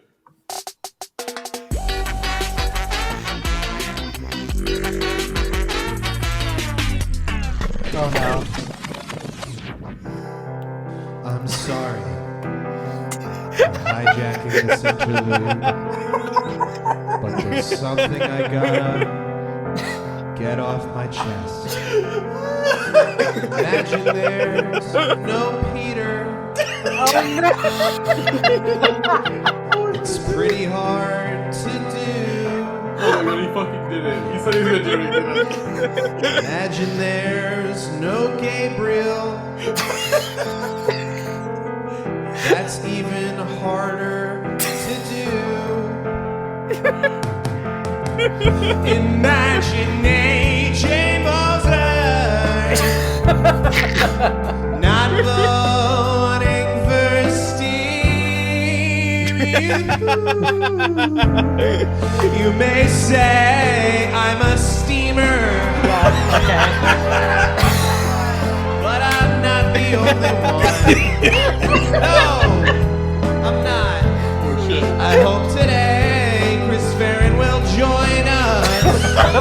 Yeah. And vote for Steve as number one. What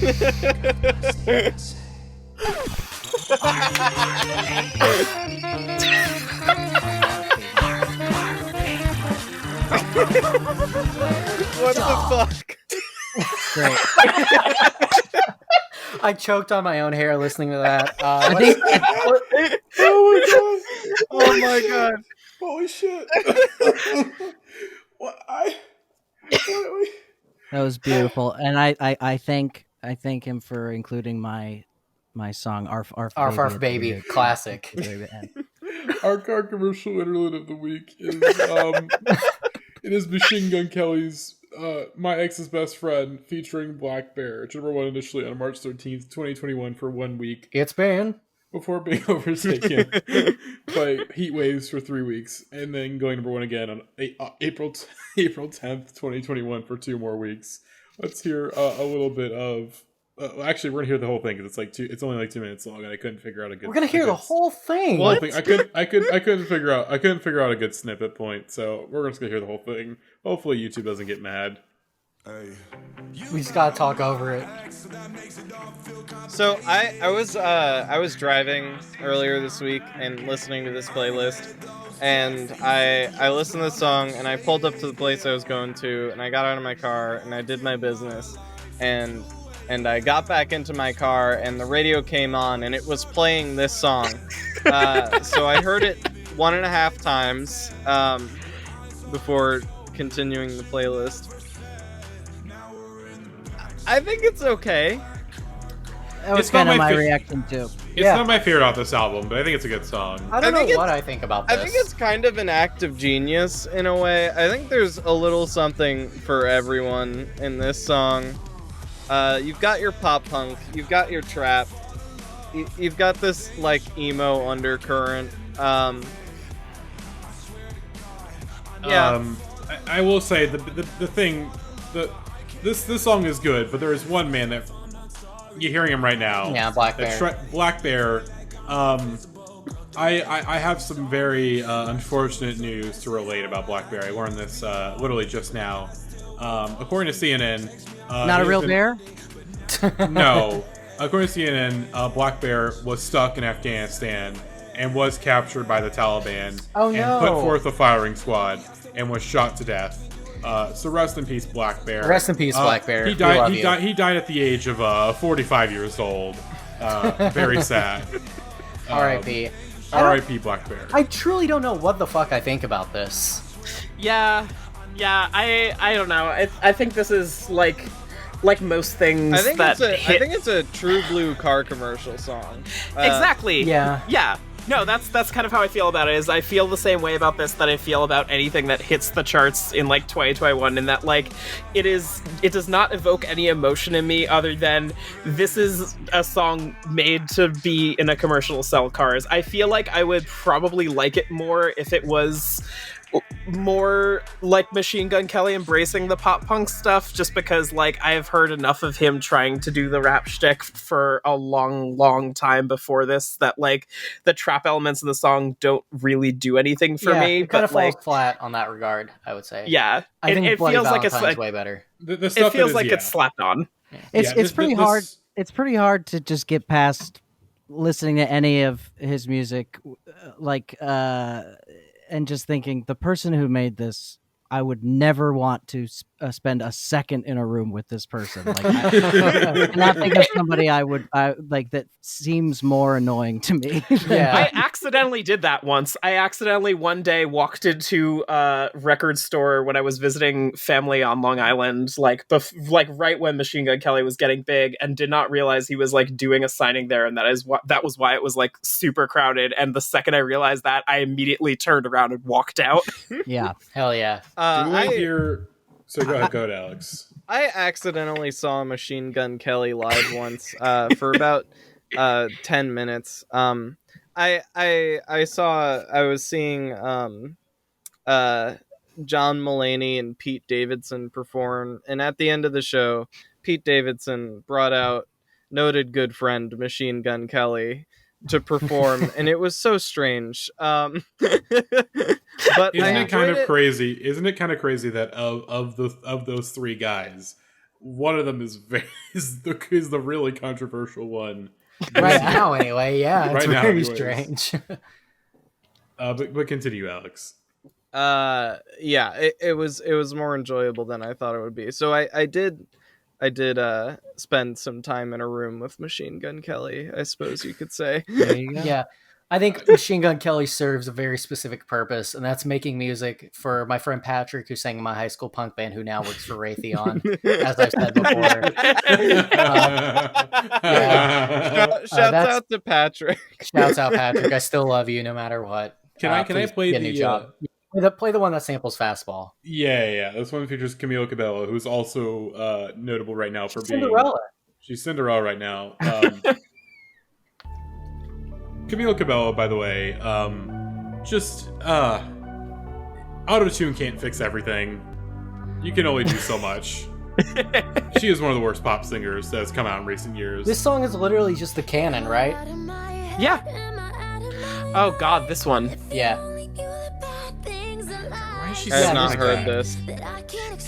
This was huge. The whole trend of like breathy equals good. Yeah, it was big like 2016, I hope Fastball 2017. made a lot of money off this. I hope Fastball made money. Fastball are awesome. Still love them. You really don't really think about, or I don't really think about how much everything is auto-tuned now until you listen to like 10 non-auto-tuned songs in a row.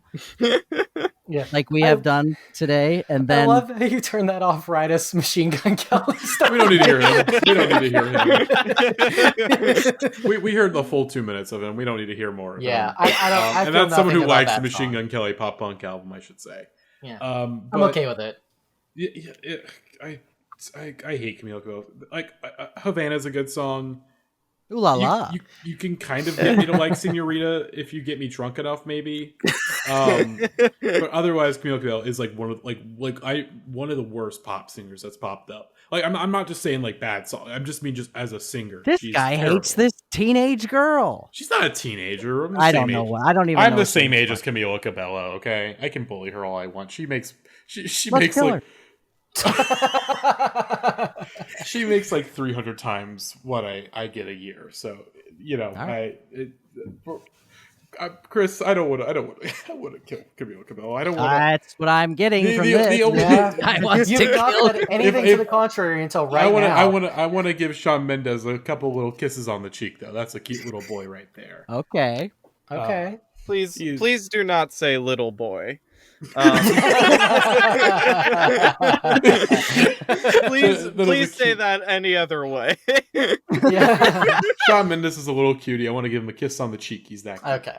Okay. That doesn't make it that much better. But I think it does. let's go back to the charts, folks. Let's go back to the war between Eve 6 and Barenaked Ladies. We did we even talk about the song? I think don't everyone just remember. doesn't.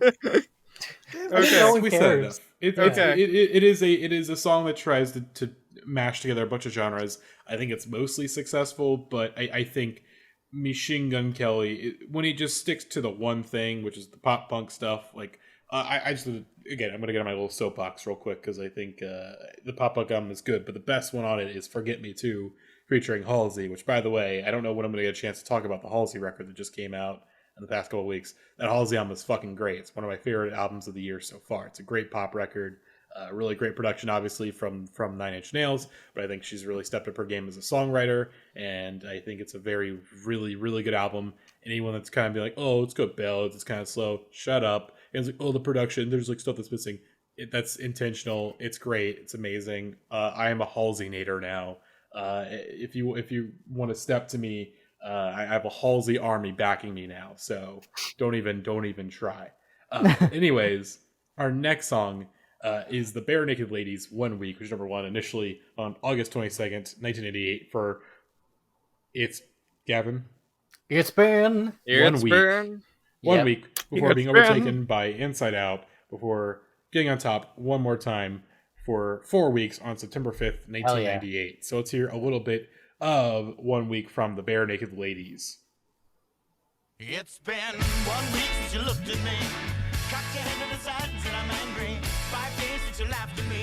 Barely March can do this song from memory, and if you add him on Twitter, he will do it. Everyone at Barely March right now and say, do 1 week. Pulling up right now.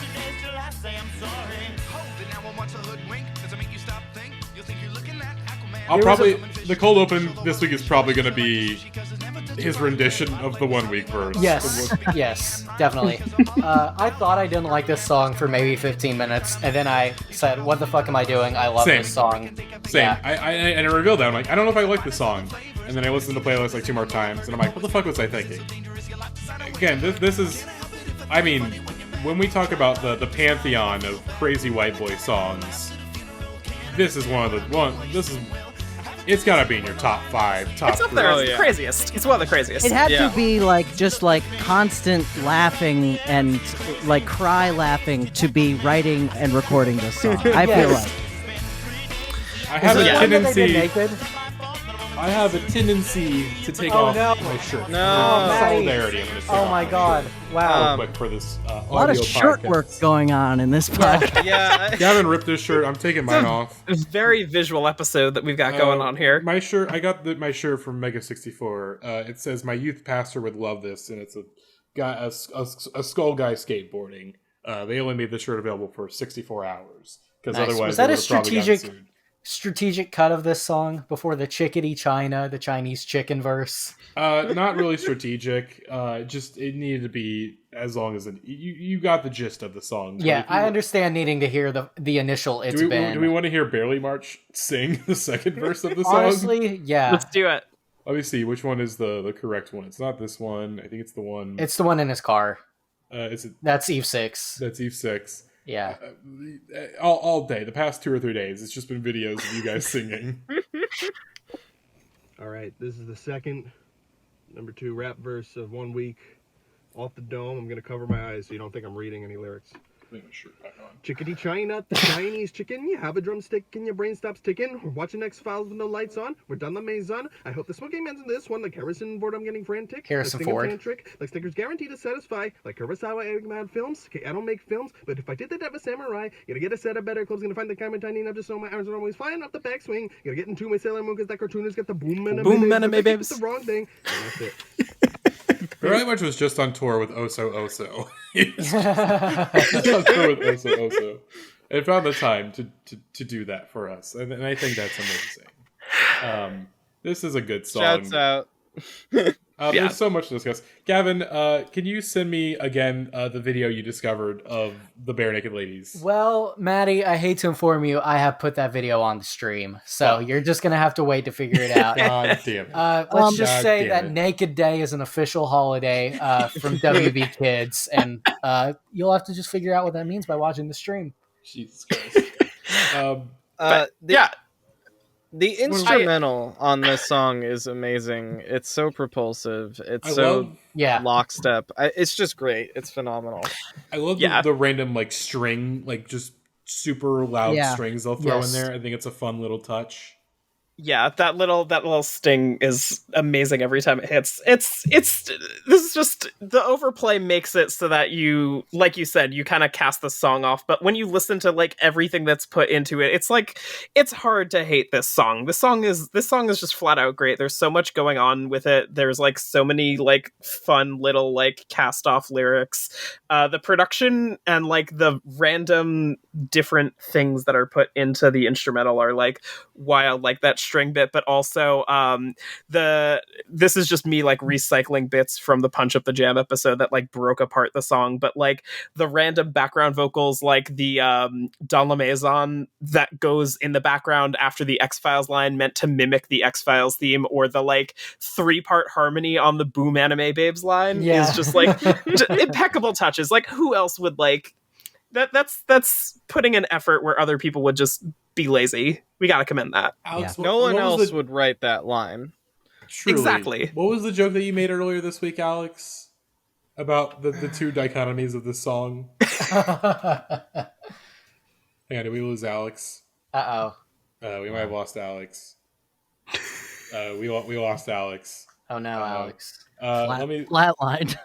Yeah. Again, crazy white boy too many times. Crazy white boy too close to the sun. But Alex is like freeze frame, like he's like they're in a found footage horror movie. Oh, okay, are you back, Alex? There we go. Yeah, I'm back.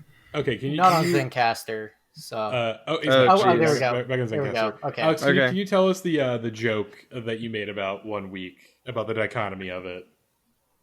Oh God, what was that? It was. Oh. Yeah, I mean, it's just that the choruses are all right. Now I need to find the exact text. Give me a minute.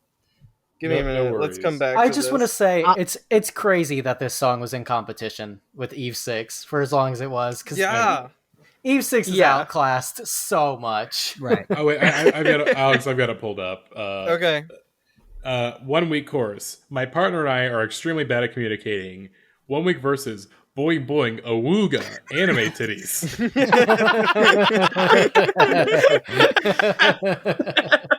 and truly, that's a dude's rock moment right there. That's just what dudes are like, you know. Like It's a dichotomy of men. I poorly communicate with my girlfriend, and then I talk about anime titties and go ooh, boing boing boing awooga awooga awooga woo.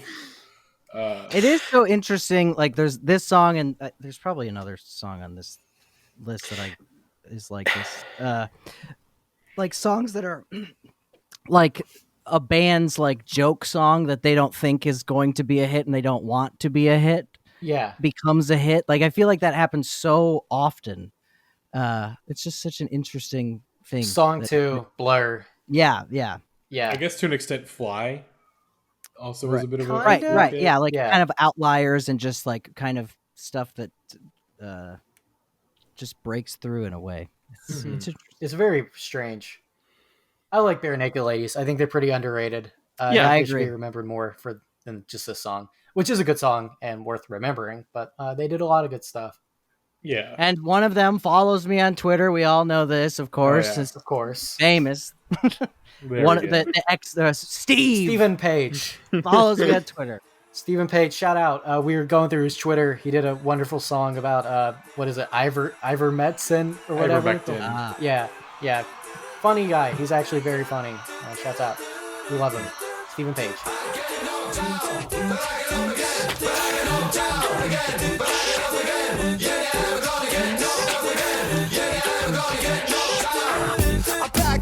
Smiling, she leaving, she golden, she leaves for me.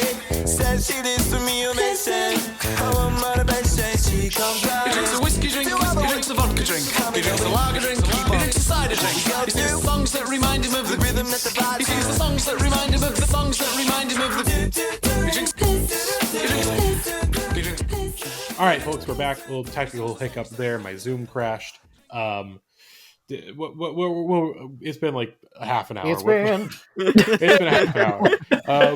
Was there any final thoughts we had on 1 week? How can I help it if I think it's funny when you're mad? I try hard not to smile and though I feel bad. I'm the type of guy who laughs at a funeral if you can't understand what I mean. Every time I read or see that line, I just think of the Conor O'Malley River Talk Show guy. Yeah. Bit where he's like, I'm the kind of guy where I only hang out with cousins. Like, that could be a line on 1 week. I'm the kind of guy who craps at a funeral. Can't understand what I mean, you see, Will. I have a tendency to wear my poop on my sleeve. I have a history of shitting in my pants. See, I assume the poop jokes, you guys get those out in the text messages so it doesn't come on the episode. No. We made it staggeringly far We into didn't this episode before that came out. Yeah. We I'm have impressed. we have really been getting them out of our system in the text chat. Mm-hmm. It's all barely our March. Next song is Hull's Celebrity Scam, number 1 on October 10th, 1998 for 3 weeks. So let's hear a little bit of Celebrity Scan real quick. Oh, make me over. I'm all I wanna be.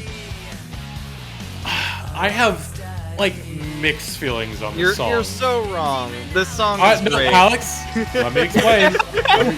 You're not letting me explain. On one end, like, this is a great song. Like, it's really well written. It's really well produced. Like, it's just a really good rock song. But on the other end, it feels so weird for a band like Hole to have production that sounds like this clean. Like, it's really bizarre. It is.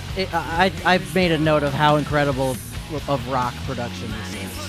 Who produced? Is this? This is not Butch Vig, is it, or is it? Let me check real quick. That would make sense to me. Michael Beinhorn. I talked to him on the phone Corgan one helped time. write this song. Yes. Billy they were dating at the Corgan. time. One of my favorite guys at this point. What a strange man. So this guy, he produced Mother's Milk and the Uplift Mofo Party Plan by the Chili Peps. Michael Beinhorn unknown. was going to produce the Fake Problems record. Oh, That shit. I was in a band called Fake Problems. Yeah. And he was going to produce Real Ghosts Caught on Tape. Oh, hell yeah. But then we talked on the phone a few times, and like my concept for the record was kind of to be like a kind of like a not like a throwback, but like heavily inspired by like 60s girl group type stuff. And he just didn't like that, and then he was trying to get me to do something else, and then we were just like, oh, I guess we're just probably not going to do this together, and that was that. Sad. Good No, record. man. Like that record a lot, It Chris. worked out. Yeah, thank you. Yeah. I don't know. Like, look, I was a teenage boy who grew up loving Kurt Cobain, so I was taught via the internet to hate Courtney Love. Right. I don't. This song's good, but I don't know if I love it. I think it's good, and I think that's about as far as I go with the band Hole. Yeah. I suppose I like Doll Parts more. I think, but I think they're good.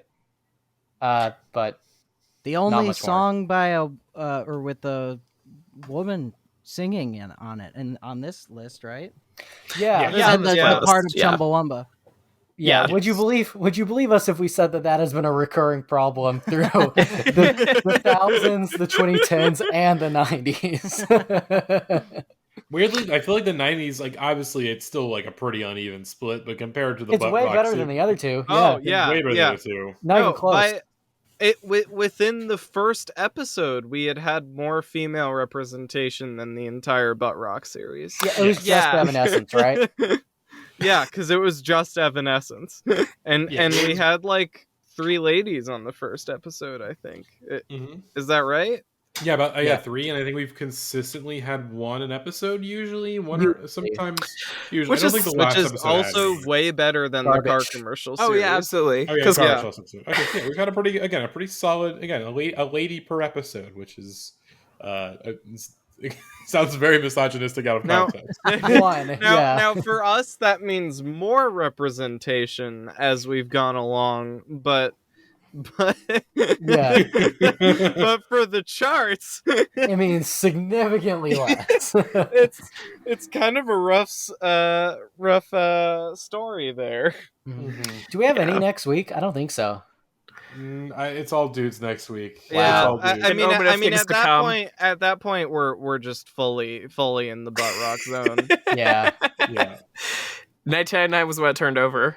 Yeah. Hole was the last one until Evanescence, who was the last Wow. one until whatever happened in the 2010s. Yeah. Yeah. Anyway. Yeah. I guess Group Love would be the one after. I It think was like so. I think Group Love was probably the first.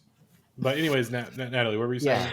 Oh, I was just gonna circle back to the song itself, but like, yeah, I'm with Gavin. I do really like this song just because it has like that kind of, I think, appearing in like one of the early Rock Band games nostalgia Band for 1? me, and it does, it does kind of have this propulsive feel to it where it feels like it's constantly moving and never really staying still, to the point where when it hits that like bridge section, it like switches things up the second go around, and it's like I have fun just hearing a whole song on the charts here at this point, especially like this last stretch on this episode is like brought me back to life kind of after like Eve 6 drained the life out of me. Yeah. So it feels like just a nice burst of energy. I do think that like something from Live Through This would have been like, I wish had made it on to the charts at some point. Alex?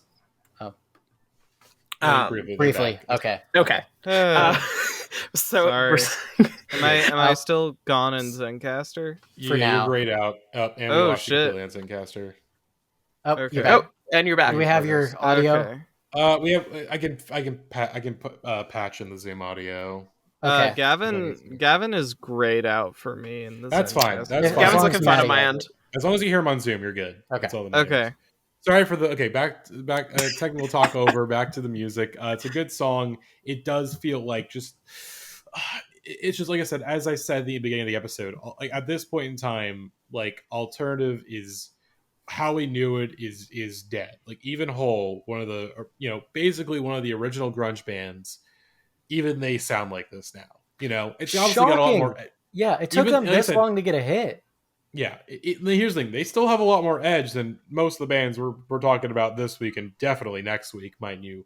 But it still has that really clean sheen, pop sheen.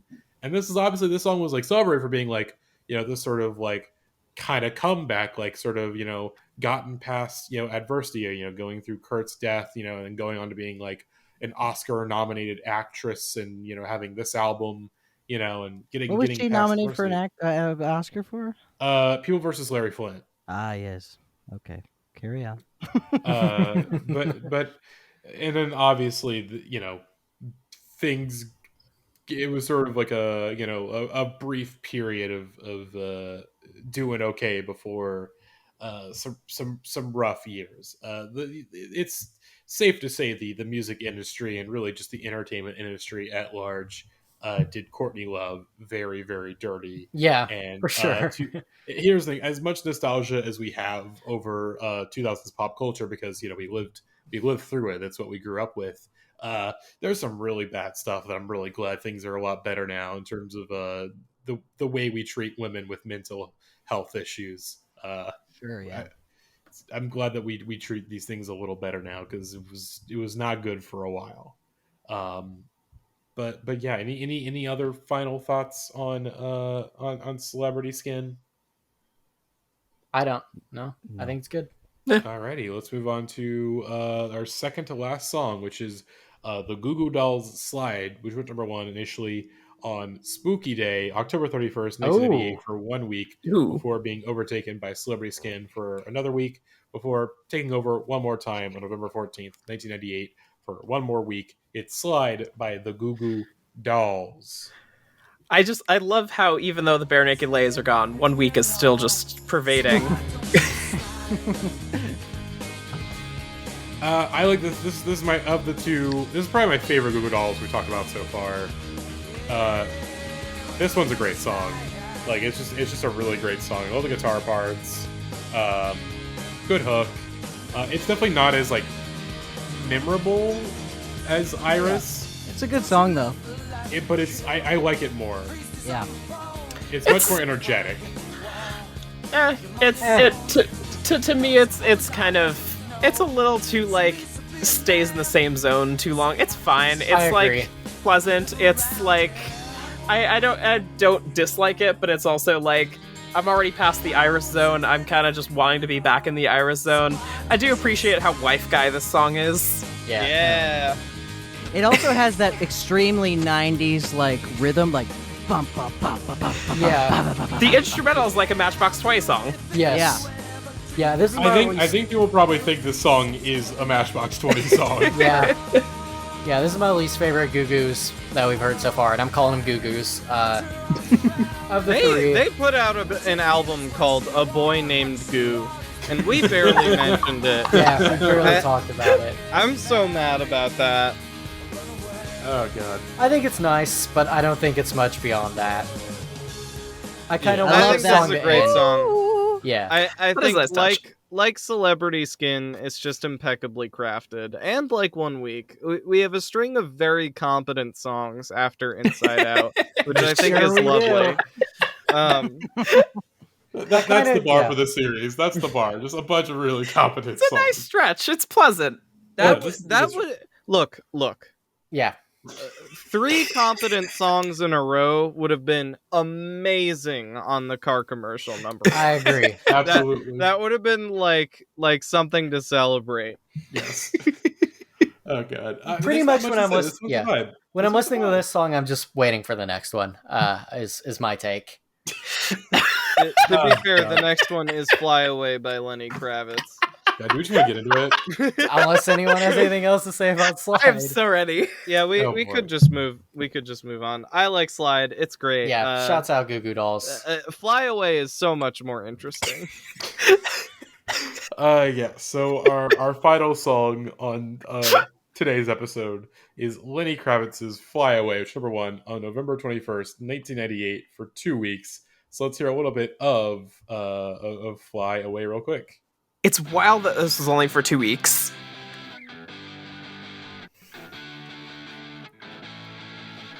I recognize that pause, Matty. This is not the real version of the song. What are you talking about? Matty, what are you talking about? I know the Neil version has random pauses in the beginning. What are you talking about? You don't think I'm well versed in this particular version?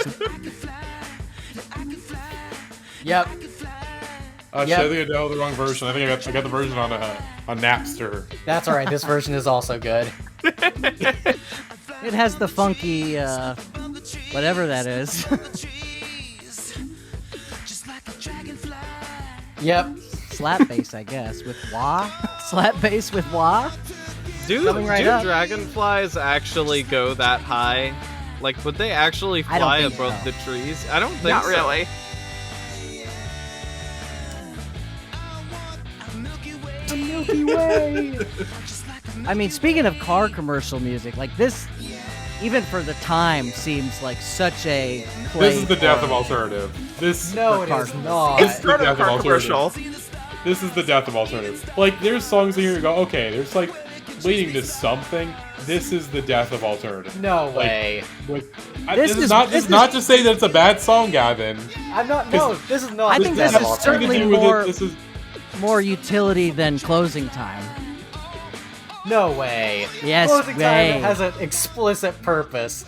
This song is Lenny Kravitz wanting to escape whatever Lenny Kravitz wants. Chores, laundry, I don't know what. We could never know. Lenny We could never know. Kravitz is one of our most complicated guys. There has never been a guy this complicated on this series before. One of the most attractive people on Earth, probably. Too. Oh, absolutely. Yes. He's like... He's 57. He looks great. Yeah. Great hog too. Great hog. Look, Great now, hog. look, if we're gonna talk about that, you gotta play the music. What music? You know what damn music we're talking about. Oh no. Oh. If so, then let's not talk about all. No. Well. Yeah. Gavin. I've already brought it up. I brought up Lenny Kravitz's hog. So let's play the music.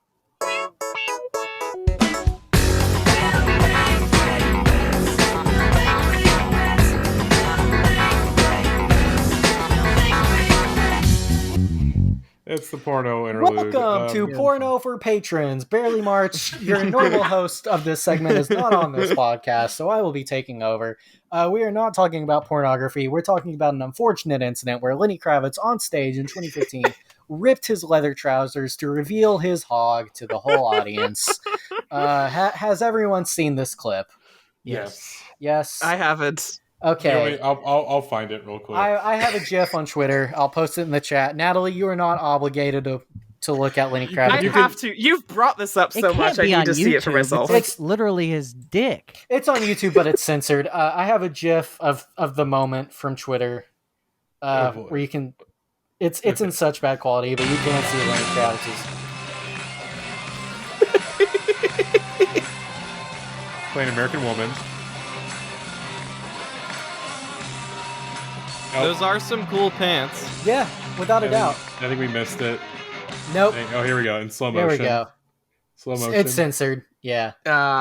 Yeah. He keeps playing though. He does. He's shredded. Hell yeah. A professional. True professional. Yeah.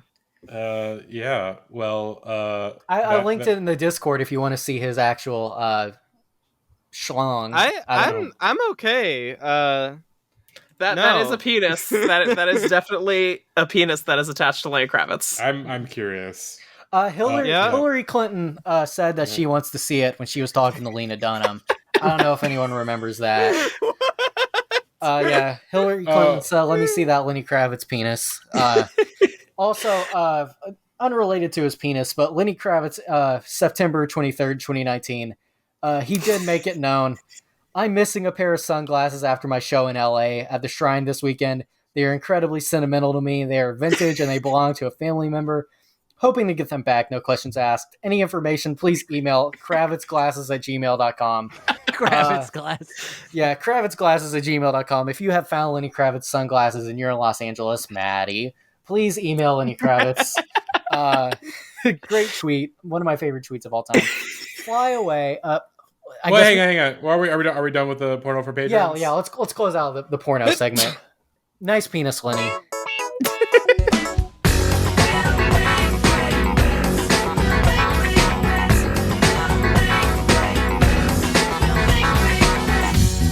Okay, that was Thanks for patrons. listening.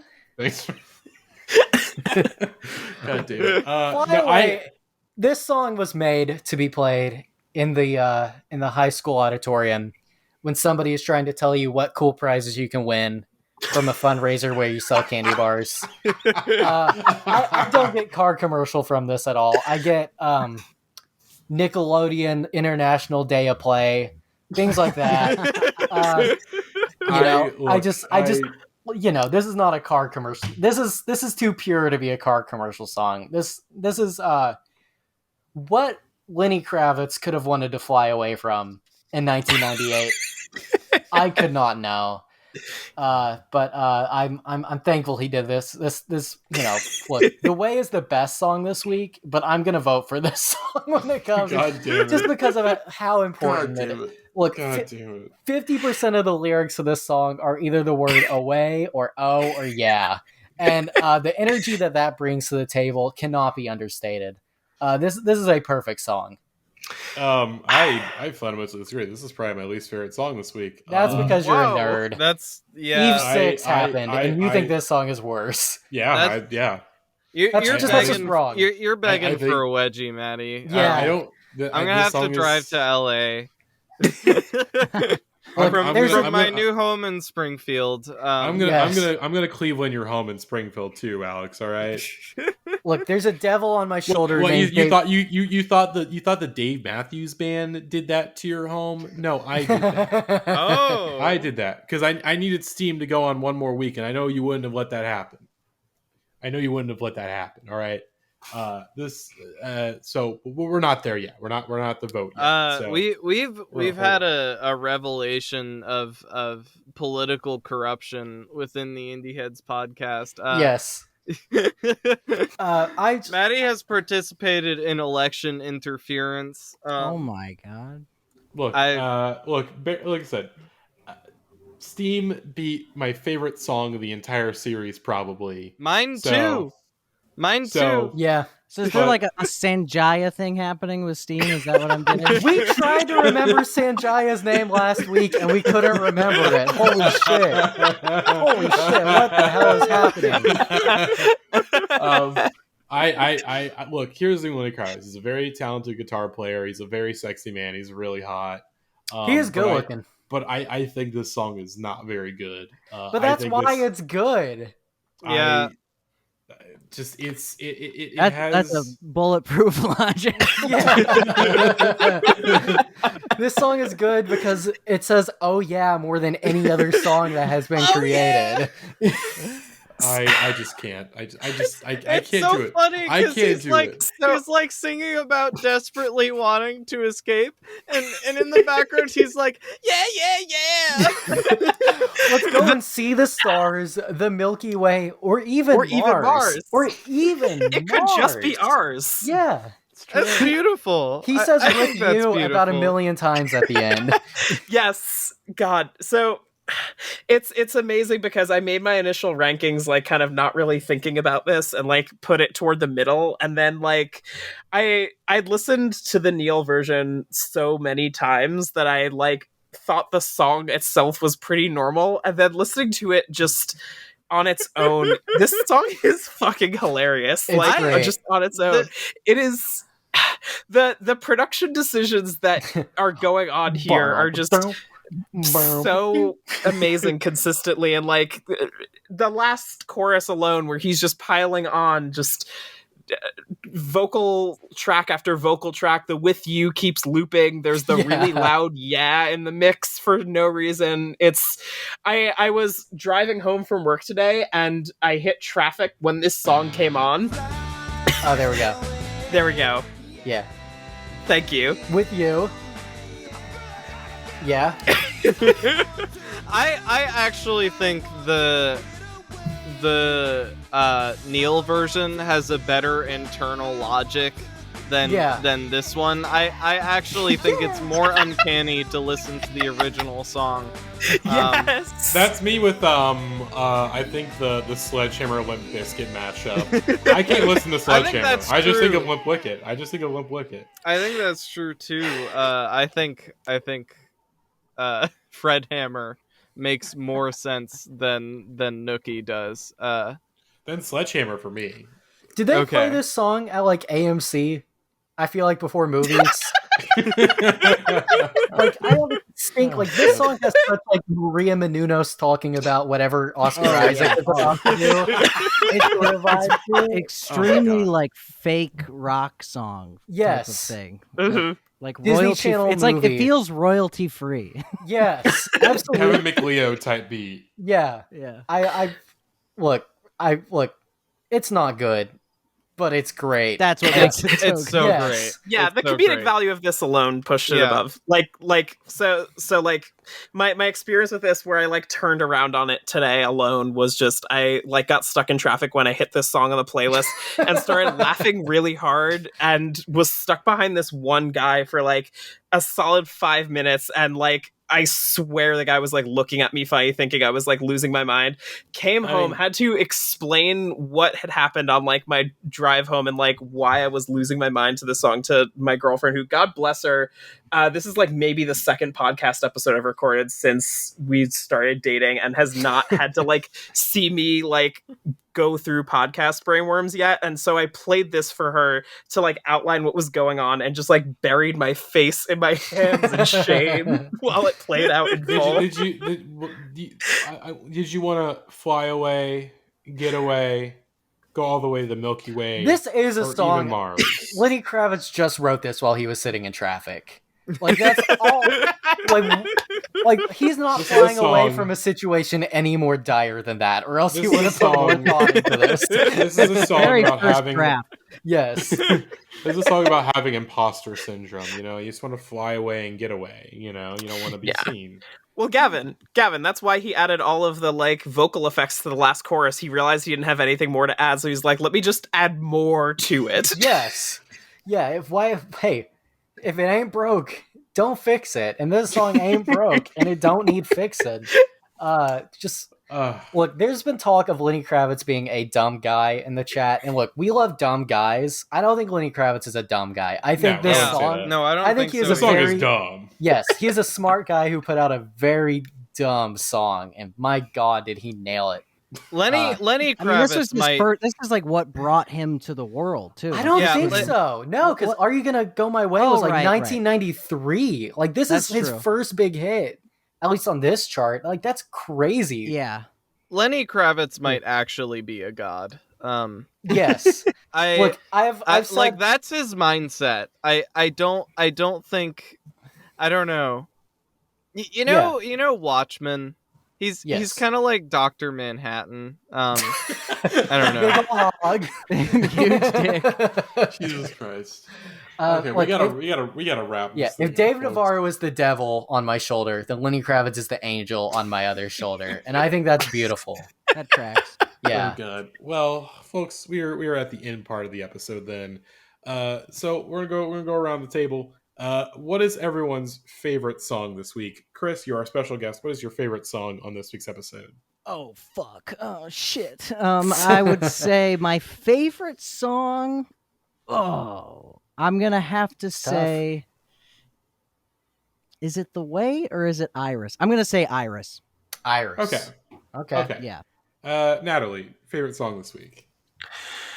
If I had to pick a favorite, I think I'm sticking to my guns and going with Walkin' on the Sun. Okay. We might not get consensus this time. Alex. I'm still deciding. Come back. Okay. I will say Fly by Sugar Ray is my favorite song this week.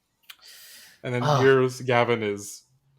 I mean, it is The Way, but God, do I want to vote for Fly Away is the question. I'm going to go with The Way. I have to trust my heart. All right. Alex, have you come to a decision? It's. I mean, like I said, we have a weird tie. So because I know it's closing time for you, Alex. Yeah, the answer is closing time for me. Okay. So how do we break this tiebreaker? All right. I think whatever it picks, I guess we're just gonna have to let Steam move on to next week. Thank you for listening to the India's podcast. You know what, Gavin? I'm gonna change my vote. I'm gonna change my vote to The Way by Fastball. Okay. Which does mean that The Way is the collective. Alex is frozen in time. They cannot be frozen for our vote. No, it'd be unfair because they made a big fuss. There they are. All right. Hi. Sorry. Yeah, it's closing time, but I'll go ahead and we've already. It's going to be The Way. Okay. Yeah. So it is The Way versus. Okay, ladies and gentlemen, the past times we've done this, the last time we have done this, we have played the video for Peter Gabriel's Steam, and that has swayed many of our votes. So we're just going to play the song. You don't get to see the video. It's just the song. All right? It's just a song. Steam versus The Way by Fastball. What are we voting for? Chris, you are a very special guest. Song up. I got to hear a little bit of it. Okay. I guess I'll go first. Well, I'll go first, and I was Steam. Fuck yes! Sounds good. It sounds more like something I would listen to, even though I love The Way. Yeah, I'm gonna vote last. I'm gonna vote last. I want to see how this plays out. Natalie, it's gotta be Steam. Like, how can I go against Peter Gabriel here? Oh my God, Alex. Is Alex frozen? No, wait. Alex is just considering. Gavin, I'm so worried because again, it's potentially in one of our hands here. Well, Matty, I think you should vote first because I'm voting. If I vote, can we just say at the same time what we're gonna vote for? Yes. Okay. All right. 3, 2, 1. Steam. Yeah. All right. So what are the votes so far? It's Steam 1. Alex, it's for Steam 1. Okay. Alex, how do you feel about this? I'm actually gonna vote Steam. What? Steam is better than The Way. I'm sorry. Wow. I don't even like Steam that much. Wait, was Steam on? Was Steam episode number 4? Okay. Episode 4. Right. Making sure. It's the reigning here's what champion. happened. So it won in episode 4, obviously, because give me Steam, of course. Episode 5. Let me double check the playlist. I believe that about a girl. It was about a girl, or was it about a girl? I believe so. Week 5. Let me double check. I think actually might have been All Apologies. All Apologies, yes. All Apologies won, technically, but I think it was a split vote where we were split between Steam and All Apologies, and someone in chat ended up being the tiebreaker, but they weren't actually on the podcast. And so Barely March maneuvered away to get Steam back in the running, where it won on episode 6. And has won since. And has won since. You know what changed my heart this week? It was actually the beautiful rendition of Imagine that Chris sent in. That was beautiful. Both the rendition that Chris sent and also the fact that we get to torture AJ Moser next week. AJ is going to do some actual voter fraud, and I'm not here for it. Look, I'm just going to say it. Hired by Creed, great song. Not better than Steam. May I say, I'm so terrified on all of your behalves, like, that for whatever violence AJ Moser is going to inflict on you. And I meant to give a token of a gift to this party that did not arrive in time, but it will grace you and hopefully protect you against the bad demons that AJ Moser will throw onto you next week. Oh my god. I can't wait. There we are. I'll let Steam keep playing. Thank you, Chris. Thank you, Natalie. Thank you. Thank you. Yes. Chris, is there anything you want to plug before we end the episode tonight? Check me out online. Hell yeah. Born Hot in stores now. Born Hot, and I will continue it. to make music until my death, which will be many years from now, hopefully. Yes. Born Hot's second birthday coming up soon. Farren bot is predicting that Chris Farren may not make it that much longer, but that's for the Chris wasn't it? Yeah, it was like next year. But, yeah. Chris, have I told you that you and my girlfriend share a birthday? Really? Whoa. Yeah. Whoa. And Uma Thurman and Jerry Seinfeld and somebody else. Well, don't you don't have to mention Jerry. That's a cursed one to mention. Yeah. That's a bad one. Natalie, is there anything you want to plug? Not really. I'm kind of between things, but I'm gearing up to do some more music interview stuff. Check me out Twitter at Natalie's Not In It. That'll probably be coming out across this month into next, so we'll see where that goes. There we go. Oh, and check out Alrighty. Lily's show. Oh yes. Yeah, Lily is a little teaser trailer pilot on the CBC Comedy YouTube channel. Yeah, I hate people hate me. Check it out. Yes. CBC Comedy YouTube. Yes, looks really good. Let's get Lily on national television, folks. Yeah. Hell yeah. All right. The first Indie Hits podcast member to be on national television. And I can be like, I gave her start. I put her on my podcast. She'd be nothing without me. That's right. But folks, next week is episode 10, which is not the final episode of the series because we'll have 2 bonus episodes after that. And the stream. And the stream. But Don't forget the stream. But it is the last proper episode where we finally we're at the end. It's 1999, folks, and it's AJ Moser, as we've teased, will be joining us along with his brethren Blake from the now unfortunately dead Game Kiri podcast. I believe he is an editor over at Game Informer, and he and AJ are going to be playing some game theory with us. Yes. Next week. It's gonna be gonna be one to remember, folks. Put it on your calendar. Sunday. AJ said it's gonna be well over 3 hours, and we don't have a choice. Yeah, it's gonna be a long one. I'm afraid. I have encouraged AJ to in a moment of weakness. I encourage AJ to torture Gavin and Alex for putting me through Dave Navarro week. I may come to regret that wish. So we'll find out together next week. But in the meantime, hopefully enjoy this episode, and we will see you all next week. Bye-bye. It's been 1 week since you looked at me, cocked your head to the side and said I'm angry. 5 days since you laughed at me, saying get that together, come back and see me. 3 days since the living room, I realized it's all my fault but couldn't tell you. Yesterday you've forgiven me, but it'll still be 2 days till I say I'm sorry. Hold it now and watch a hoodwink. Does it make you stop think? You think you're looking at Aquaman? I summon fish to the dish, although I like the chalet Swiss. I like the sushi cause it's never touch a frying pan. Hot like wasabi when I bust rhymes, big like Leanne rhymes, because I'm all about value. Bert Campbell's got the mad hits. You try to match wits, you try to hold me but I bust through. Gonna make a break and take a fake out like a sink and can shake out like vanilla. It's the finest of the flavors. Gotta see the show cause then you know the vertigo is gonna grow cause it's so dangerous you'll have to sign a waiver. How can I help it if I think you're funny when you're mad? Trying hard not to smile though I feel bad. I'm the kind of guy who laughs at a funeral. Can't understand what I mean, well you soon will. I have a tendency to wear my mind on my sleeve. I have a history of taking off my shirt. It's been 1 week since you looked at me, threw your arms in the air and said you're crazy. 5 days since you tackled me, I still got the rubber on both my knees. It's been 3 days since the afternoon, you realize it's not my fault that I went too soon. Yesterday you'd forgiven me, and now I sit back and wait till you say you're sorry. It's been chicken to China, the Chinese chicken. You have a drumstick and your brain stops sticking. Watch an X